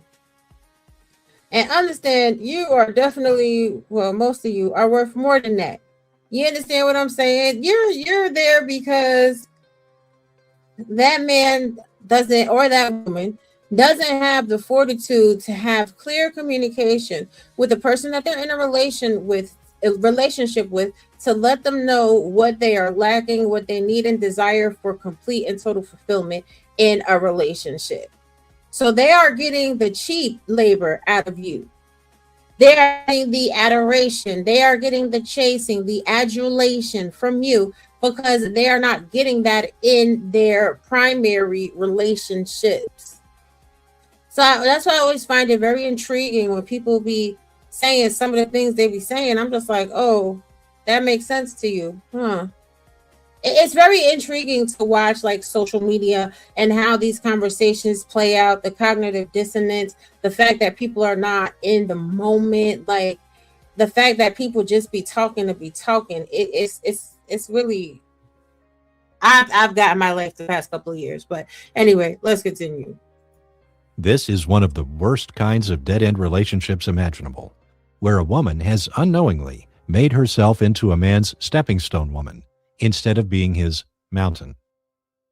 As I discuss in my book, Never Chase Men Again, a stepping stone woman is the woman many guys use as a means to an end. And in most cases, she's the woman that helps a man reach the top of his game, so to speak. She's the kind of woman who blindly sticks by and supports her man to her bitter end. Her bitter end being where the guy in question eventually leaves her for his mountain woman. The mountain woman is the woman that represents what a man feels like he deserves in life once he arrives at the top of his game. She represents the pinnacle of what his ideal woman is. And he's more than willing to tackle the challenges that come with trying to attract and marry her. Once he's found himself, or achieved a notable amount of success or status in life, every man who wants to someday get married is going to want to end up with a mountain woman. Even after the man has ended the relationship, some women have the unfortunate habit of hanging on to them, offering their love and support while only getting emotional breadcrumbs in return.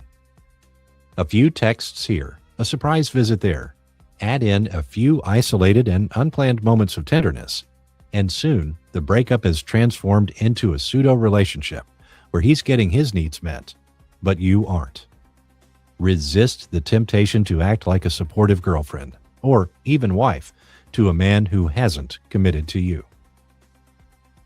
Fortunately, putting some distance between you and your ex will allow you to accurately reassess the relationship without the risk of being distracted by his emotional breadcrumbs. Your decision to cease all contact with him as you ignore his appeals and requests will make it clear to him that you aren't interested in supporting a man who isn't your own, and that you'd rather be alone than be any man's stepping stone woman. You don't want to end up as one of those women who remain by a man's side through thick and thin, only to realize much, much later that he actually had no intention of giving you the kind of relationship you really wanted. It's nothing short of a gamble if you continue to give a man the best years of your life with the hope that he may someday finally choose you for a commitment. Do not wait it out with a man who has already made it clear that he is unsure about his future with you, or who is unwilling to give you the kind of commitment you truly desire. Show him where you stand and what you stand for by ignoring him and getting on with your life. Reason number 13. No matter how deep your love or attachment is to him, ignoring the man who rejects you will help you stop feeling sorry for him or overly concerned about his welfare. Because women, by their very natures, are masters at creating comfort for the men they love and want to commit to, many often struggle with intense feelings of guilt whenever they attempt to cease and desist all the kind-hearted and thoughtful things they once did for their guy. Women like this often struggle with letting go and becoming judiciously indifferent to the goings-on in their ex-boyfriend's life. Listen, don't be that type of chick. You hear me? You better know how to say goodbye. You better know how to say goodbye. Ooh, if you is one of my butterflies, honey, you over here where you need to be, honey. You can always say goodbye. Don't be worried about what somebody else got going on. They not worried about you. For real, for real. Stop playing yourself. Stop playing yourself. Let's continue. Because of their high levels of empathy and highly generous natures, if they're really hooked on a particular guy, they may have a very hard time getting on with their lives without feeling a sense of guilt for it. If this situation sounds all too familiar to you, you can feel some solace in the fact that time apart from the guy in question will be your greatest asset. The reality is, cutting ties with a man who rejects you will give you the time you need to eventually stop feeling guilty for wanting to completely move on with your life. Giving him the silent treatment will help you regain more clarity about your own values, thus making it easier for you to avoid giving him any more of your attention, no matter the occasion. One of the trickiest things to navigate after a guy rejects you in some way is how to handle those social situations where you're not sure if going no contact is too extreme. For example, let's say that after about 2 weeks of going no contact on your ex-boyfriend, you hear from a mutual friend that he just lost his job. Now, from what you already know about the guy, he's a pretty good saver, has a good group of friends to rely on, and, as far as you know, he doesn't have suicidal tendencies. Just because you feel sorry for him about his job loss does not mean you have to contact him to comfort him or be there for him in some way.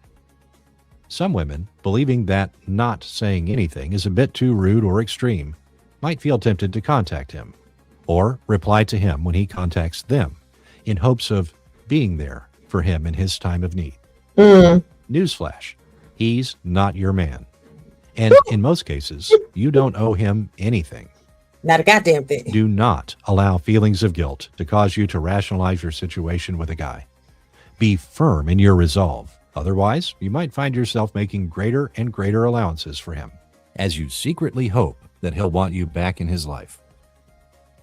All this sort of rationalization does is make it easier for him to weasel his way back into your life without feeling the full extent of his decision to let you go. Meaning that there's a high chance he didn't learn his lesson the first time, and that he will put you back on the crazy train once all the novelty of being with you has completely worn off. If a man has broken up or expressed a lack of interest in being with you, as I've repeated many times throughout this audiobook, you must force him to live with his decision. Although it's not the nicest, friendly, polite, or sweet thing you can do for him, it is the kindest, benevolent, compassionate, and humane. Men need to feel responsible for the decisions they make. If you make yourself available to him even after he has made the decision to move on or not treat you in a loving way, you are ultimately robbing him of that feeling of responsibility. This is something that a mother might do for her little boy. Thus, it is not a dynamic you want to encourage in your relationship with men. Facts, you ain't their mama. It doesn't matter if he lost his job, his car got stolen, or if his birthday is coming up.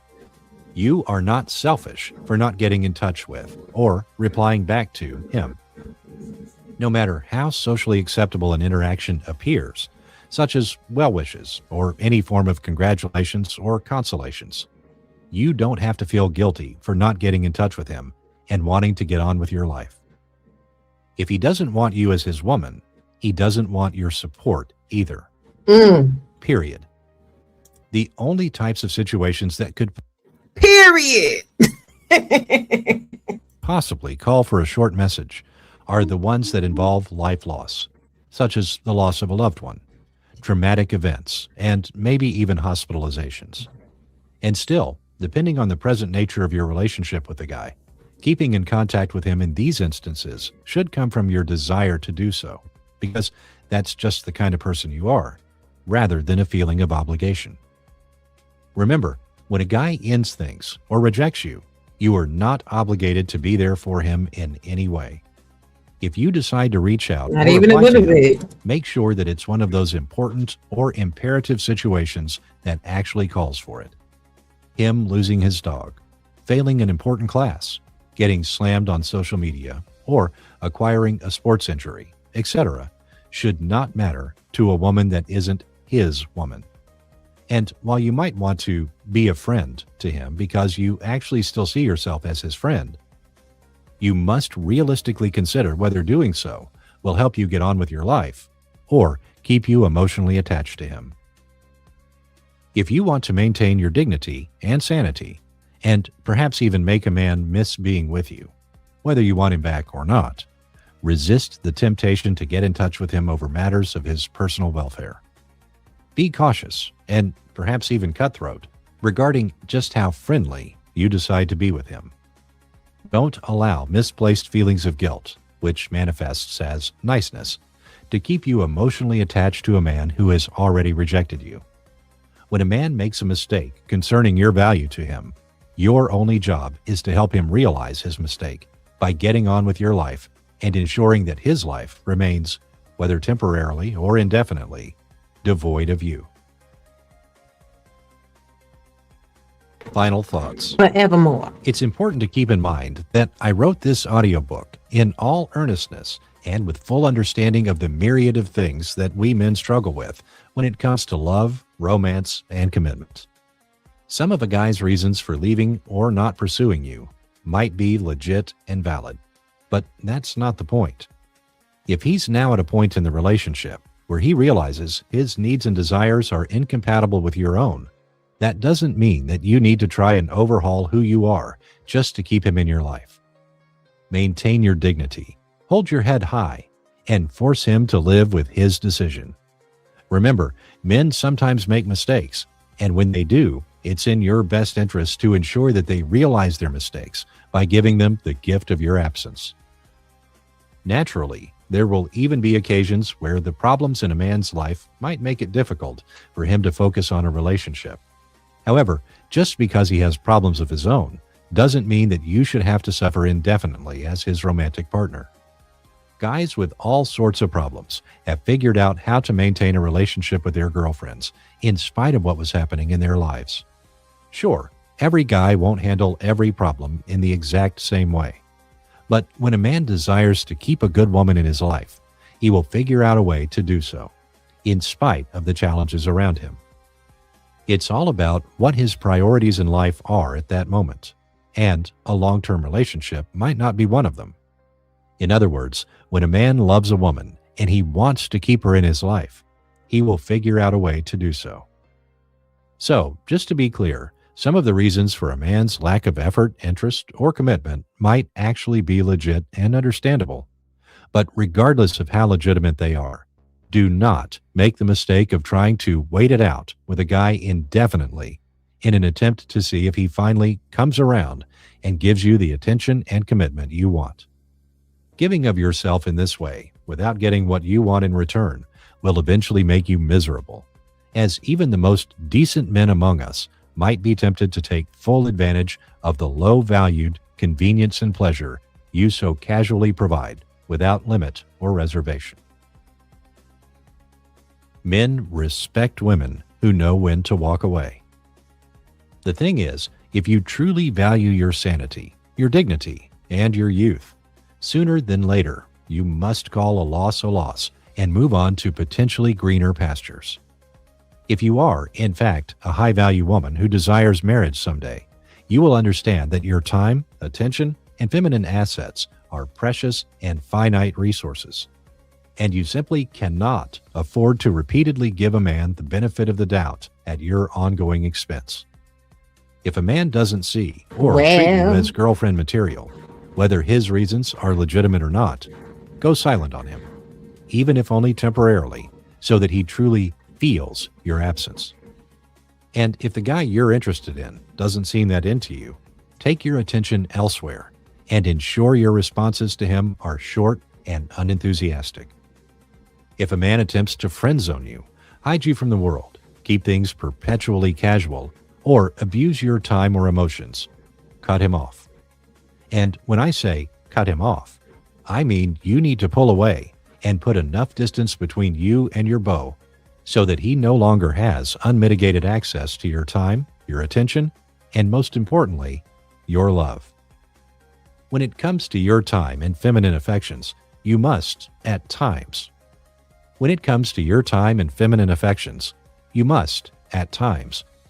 be ruthless in how you appraise a man's efforts and genuine interest in you. This isn't about expecting a man to be perfect in his efforts to woo you. It's about being judicious with your choice in men and making your standards clear while being a willing and proactive partner in love. No matter how high status, attractive, wealthy, perfect, or eligible a man is, you must not be willing to let him go after repeated courtship infractions or failure to commit on his part. If the relationship he is currently offering you isn't right, he isn't right. The right man is the one who is willing to offer you the right relationship. In other words, he wants what you want, and perhaps even more so. So don't be afraid to let go of a bad investment or move on from an unhappy breakup. If you need to go silent on a guy for a few months, stay the course. Maintain a positive attitude and don't allow him or anyone else to guilt trip you into being their friend or being there for them.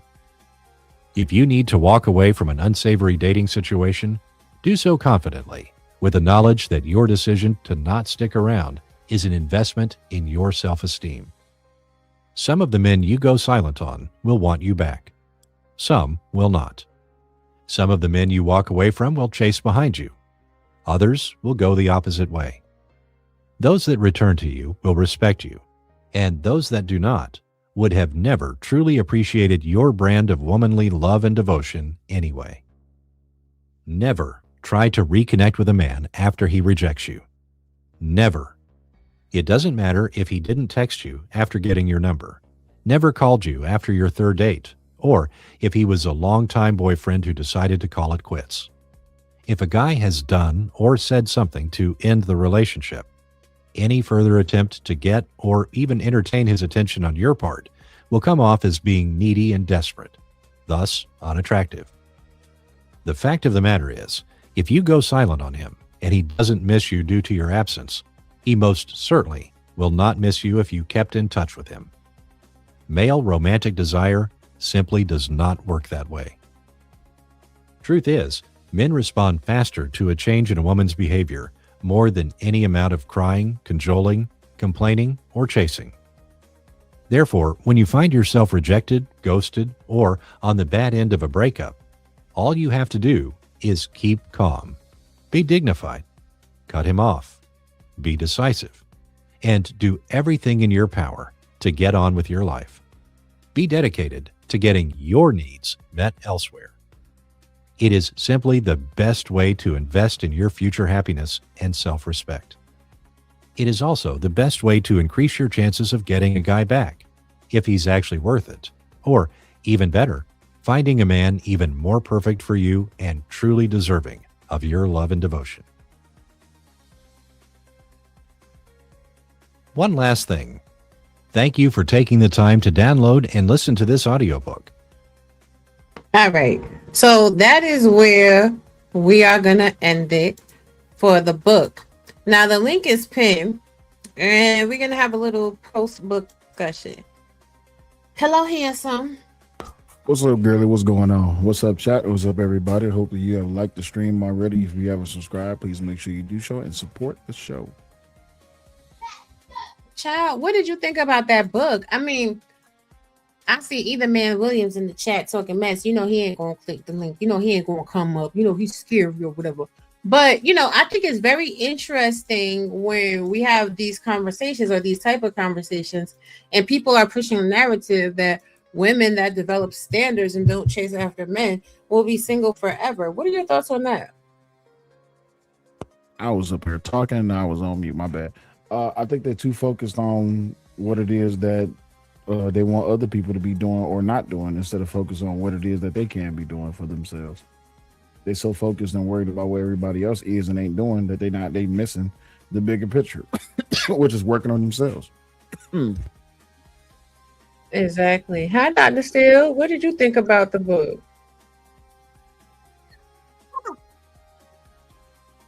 Dr. Steele? Oh, you sounded like Alvin and the Chipmunks. Refresh.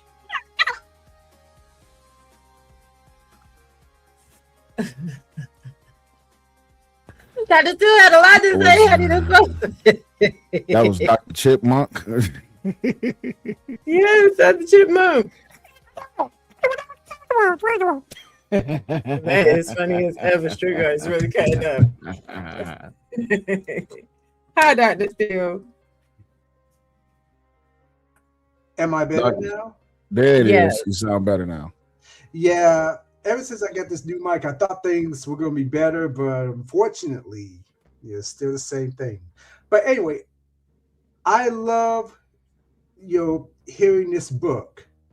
It reminds me of the 5 guys that I listen to, especially every Sunday at noon, because they talk to us as men about knowing ourselves, loving ourselves, nurturing ourselves. Do not get depressed after a breakup and everything. It's just, this guy in the book is telling similar things to women. I love it. Yeah, because I think a lot of women are really delusional. They really believe the narrative that some men teach that, oh, if you chase a man that you really want. No, you don't. That's just it's an insane thought to me. Like, why would you chase somebody that already told you that they don't want you? I think that's the cornerstone of low self-esteem. What are your thoughts, gentlemen? I think it's exciting to them because they think that eventually the person is going to get exhausted of them chasing them, and eventually that they're going to give in. Thing is, this is something that's been happening over quite some time, where people say that, oh, by any means necessary, I'm gonna get what I want. Well, if a person tell you that, how many different ways does a person have to tell you that they don't want to be with you? Right? Even when we talk about this whole aspect of rejection, and I know a lot of people really don't like to agree or really look into how it is that rejection really affects a person, but most people can't handle rejection, and that's regardless of gender. But they don't want to accept the reality. Maybe you're just not wanted by that person. They think that this only one person is going to be interested in me for the rest of my life. There's other opportunities out there. There's more fish in the sea. But if you get rejected by this one person, that'll mean that you also don't have to turn into a villain or become vile towards other people. But they don't want to let go of that one person who they've been chasing. It's ridiculous. Yeah, and go ahead, Dr. Steele.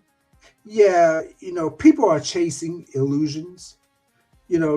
They chase what they see, but don't get to see the whole person. I know when women chase your men, sometimes they don't see the whole man, or when men chase women, they don't see the whole women. They only see their beauties. Let's just put it that way. Especially what they can do in bed, instead of just basically knowing the whole woman, or the whole man. Yeah, I agree. I think that people really they want to conquer people, right? And that works in politics and that works in territories. It doesn't work in affairs of the heart.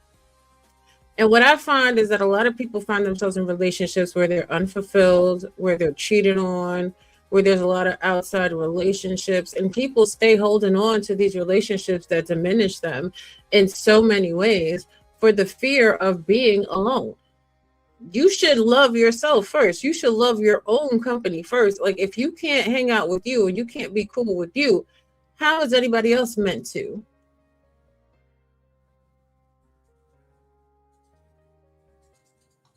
Yeah, that is exactly correct. And like I say, the Five Guys I watch, that's what they're teaching us. That's what they're telling us as men.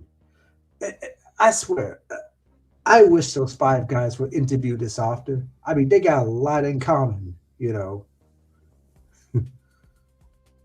Oh yeah, absolutely. You could say their names because I'm cool with all of them. Shout out to 1950 and Mr. Lucario. Shout out to Steve the D. Get the crayons out. You understand what I'm saying? Like, I think that so many content creators specifically that are talking about the true psychological impacts of these detrimental decisions are really underrated, and they get suppressed in the algorithm when they really should be the ones that are dominating the airwaves. How many times can we have the same D&P conversations that are resulting in absolute nothingness?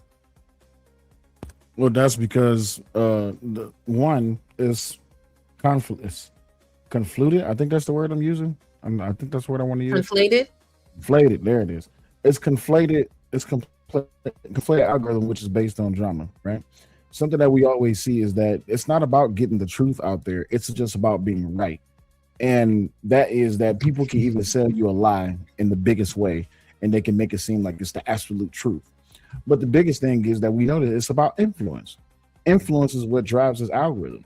So what's happening in society is that people is pushing a narrative that they are the ones that have the answers, that they are the ones that's right, and that everyone should report to them when they want the information when it comes to the latest DNP data or DNP talking points that really need to be used. The sad part is that I find this, and I want to get your opinion about it.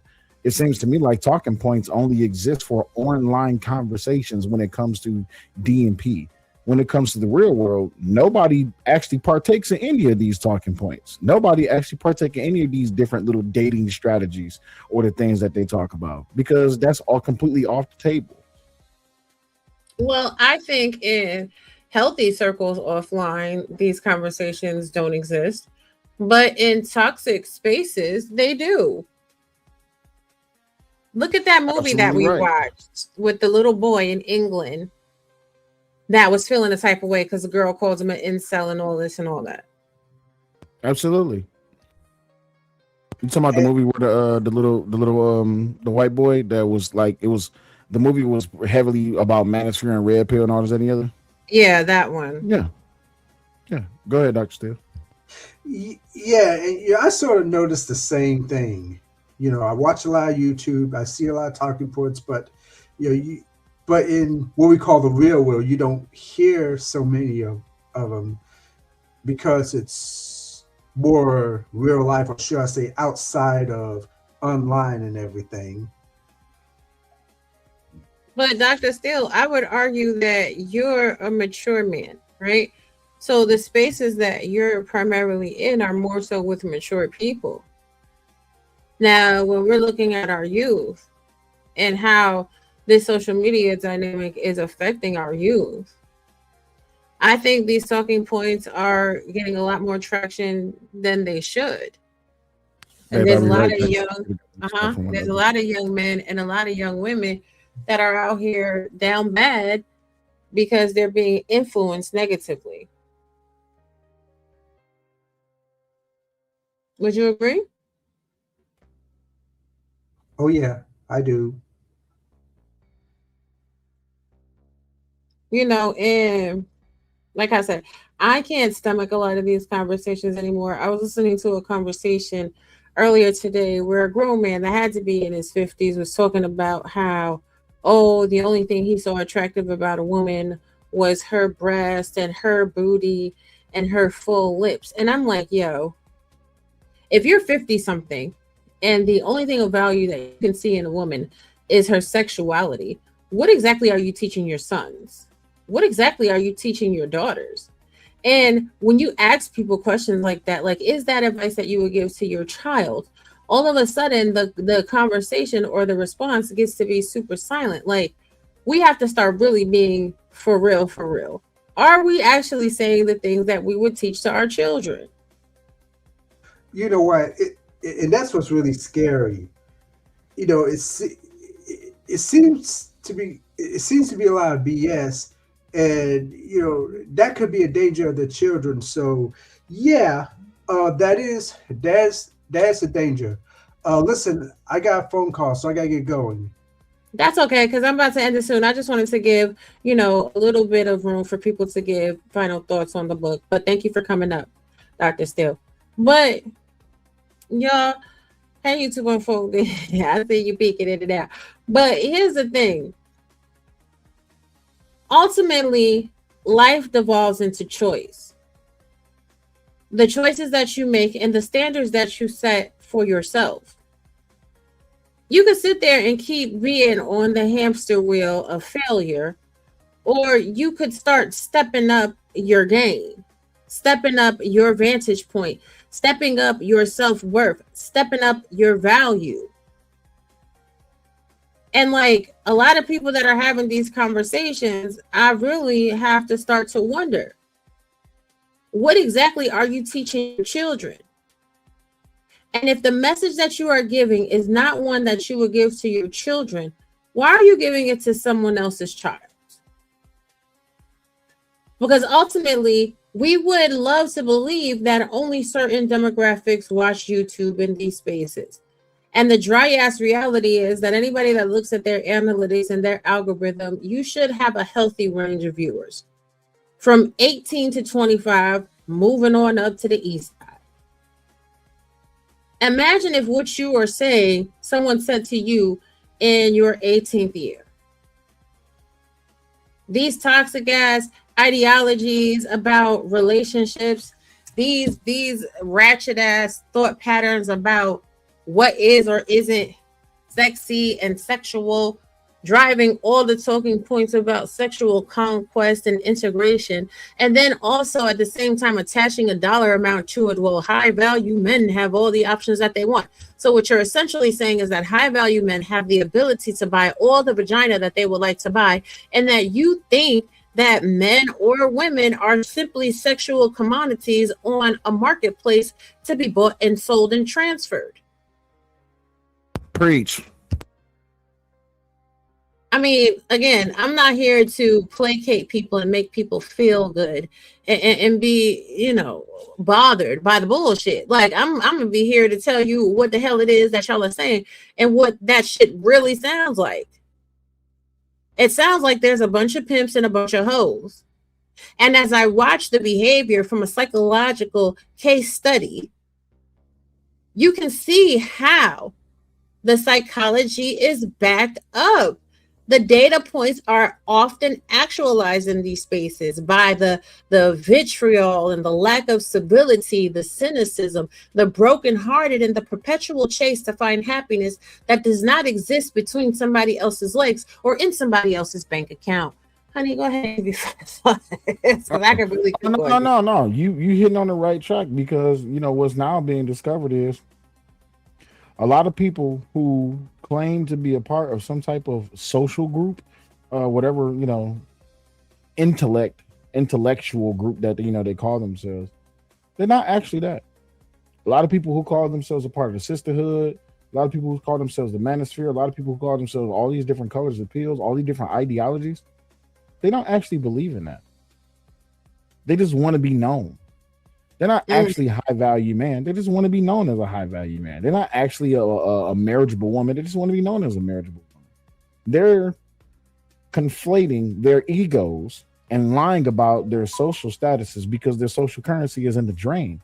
So what they're trying to do is they're trying to bring along every opportunity that they see. Listen, don't get me to getting ranting on this. They're trying to use every opportunity to try to be accepted to be a part of something that they're actually not, because they truly don't want to be a part of it. They just think that it sounds cool. And what they're doing is, this is something that you talked about on your grifting show, baby. They're grifting. They're grifting their way into these false associations and these false relationships and these false ideologies because they want to be a part of something that they truly don't want to believe in. They claim they want relationships, yet they're partaking in every talking point that will drive away every possible relationship that they possibly want. Not bad. Go ahead. Child, listen. All I know is this. A lot of women are out here down bad because they're chasing a carrot. And unless you're a Kentucky Derby horse, stop letting people dangle a carrot in front of your face. He's just not that into you is a very real thing. He just ain't that into you. You can't make him be into you. And you trying to make him be into you is going to lead you to nothing but heartache. And it's going to make you bitter towards somebody that could actually be your lobster. Lobsters made forever, for those that don't know the reference. In any event, I think that pretty much sums up the subject matter that we talked about today. Do you have any other final thoughts? Stop faking the funk and actually be who you are. And don't be afraid to be who you are. If people accept you, they will accept you. If they don't, they don't. Stop trying to establish other people's validations into your life. Stop thinking that you have to get along with. How much time I got to rack? Go off. At the end of the day, it's too many people that's trying to fit in where they don't belong. You're trying to put a square in a circle. You're trying to put a triangle in the trapezoid. And no matter how many different ways you could try to twist that piece to try to fit that angle, maybe it's just not your group. Regardless of who it is that may be a part, you can't be a part of the cool kids club. Have it ever sunk into your mind that maybe the cool kids club is as toxic as can possibly be? Why would you want to be a part of that? Why would you want to be known to be a part of the cool kids club when all they do is sit back and complain about everything that there's possibly to complain about? But what do I know? I don't know nothing. All I know is that when it comes down to it, a lot of people are trying to be a part of something that they don't need to be a part of. And yet when you tell them this truth, they get in their feelings and they get hurt. Well, I don't understand. It's not for you to understand. The most important thing is that maybe you should focus on growth. Maybe you should focus on you. Maybe you should focus on what it is that you need to be doing to get your life on track instead of trying to fit into everywhere where you think you need to belong. How does that song go? Where everybody knows your name. But what always glad you care. Right. I love these people, but these people are stuck. These people aren't going anywhere. Remember when Woody, I'm sorry, I know we're trying to get up out of here, but I'm having too much fun. Remember when Woody came to visit Frasier, right? Mm-hmm. When Woody came to visit Frasier had to fake and act like he was enjoying his time with Woody. But what did Frasier say, baby? Frasier was like, I'm exhausted. And the gag was Woody's ass was exhausted too. You see what I'm saying? People coming to YouTube panels with the same people every day, over and over again, talking about the same thing every day, over and over again, week by week, month by month, but year by year. This is the anniversary of talking. This is the anniversary of the talking points. Well, I don't even know what year this is. I just know that the DMP conversation is on what? It's in its teenage years by now. It's on auto repeat. It's almost old enough to drink. Listen, it's damn near at the age where you can get an AARP. Okay, listen, damn near put this thing on 401k. So if they're not gonna make a change and make a difference, then now the real question falls on to the person who is at the helm of your life, which is you. If you see that these people's not making a change, what you gonna do? Are you gonna sit around and wait for them to make a change, or are you just gonna make a change? So it's up to you. I say make a change. Stop waiting on people to change. You do the changing. And accept the fact that everybody that came with you ain't gonna go. Or everybody that's here not gonna be there. Have it ever dawned upon you in your mind that maybe you need to walk away from everything else so that you can grow? You're waiting on everyone else to grow. You're waiting. Your audio is went out. Your audio went out. Can you hear me now? Yeah, I can hear you now. Okay, yeah, that's probably a signal that it's time to go. But I appreciate you, baby. Thank you for having this conversation. Thank you for the book review. You're welcome. Bye-bye. All right, guys. Thank you for coming up, love. Saturday members, we're gonna get together, and I'll be posting that link a little later. To everybody that came through, liked the video, shared it out, subscribed or whatever. Thank you for coming and enjoying the book. Listen, I'm not a relationship guru, but what I'm here to tell you is you're responsible for you. Nobody else is responsible for your trauma. Nobody else is responsible for your feelings. Nobody else is responsible for how you are treated. You are responsible for all of that. And you make the decision to either accept it or to walk away. But don't ever let somebody tell you more than once that they don't want you and they don't want you around. Have more value of yourself than that. That being said, this has been Mind Chaos Brew, where we're always going to look at the psychology and delve into the tea. Thank you, T Pre. Thank you, YouTube Unfolded, Bad Doug, for being here to the bitter end. Dr. Steele for coming up. My baby. Thank you. Thank you. Appreciate you. My baby. And y'all know, share it around for the replay. I love the replay value. Y'all take care. Peace. Thank you, Lorna. Bro, G.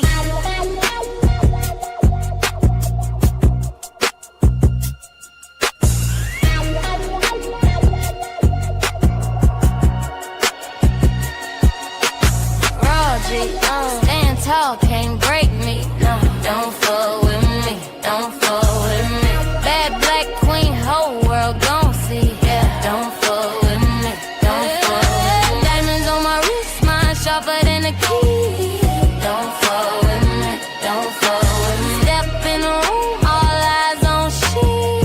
Don't fuck with me. Don't fuck with me. Look, I'm the headline, you a footnote, baby. I write the rules, you just quote them maybe.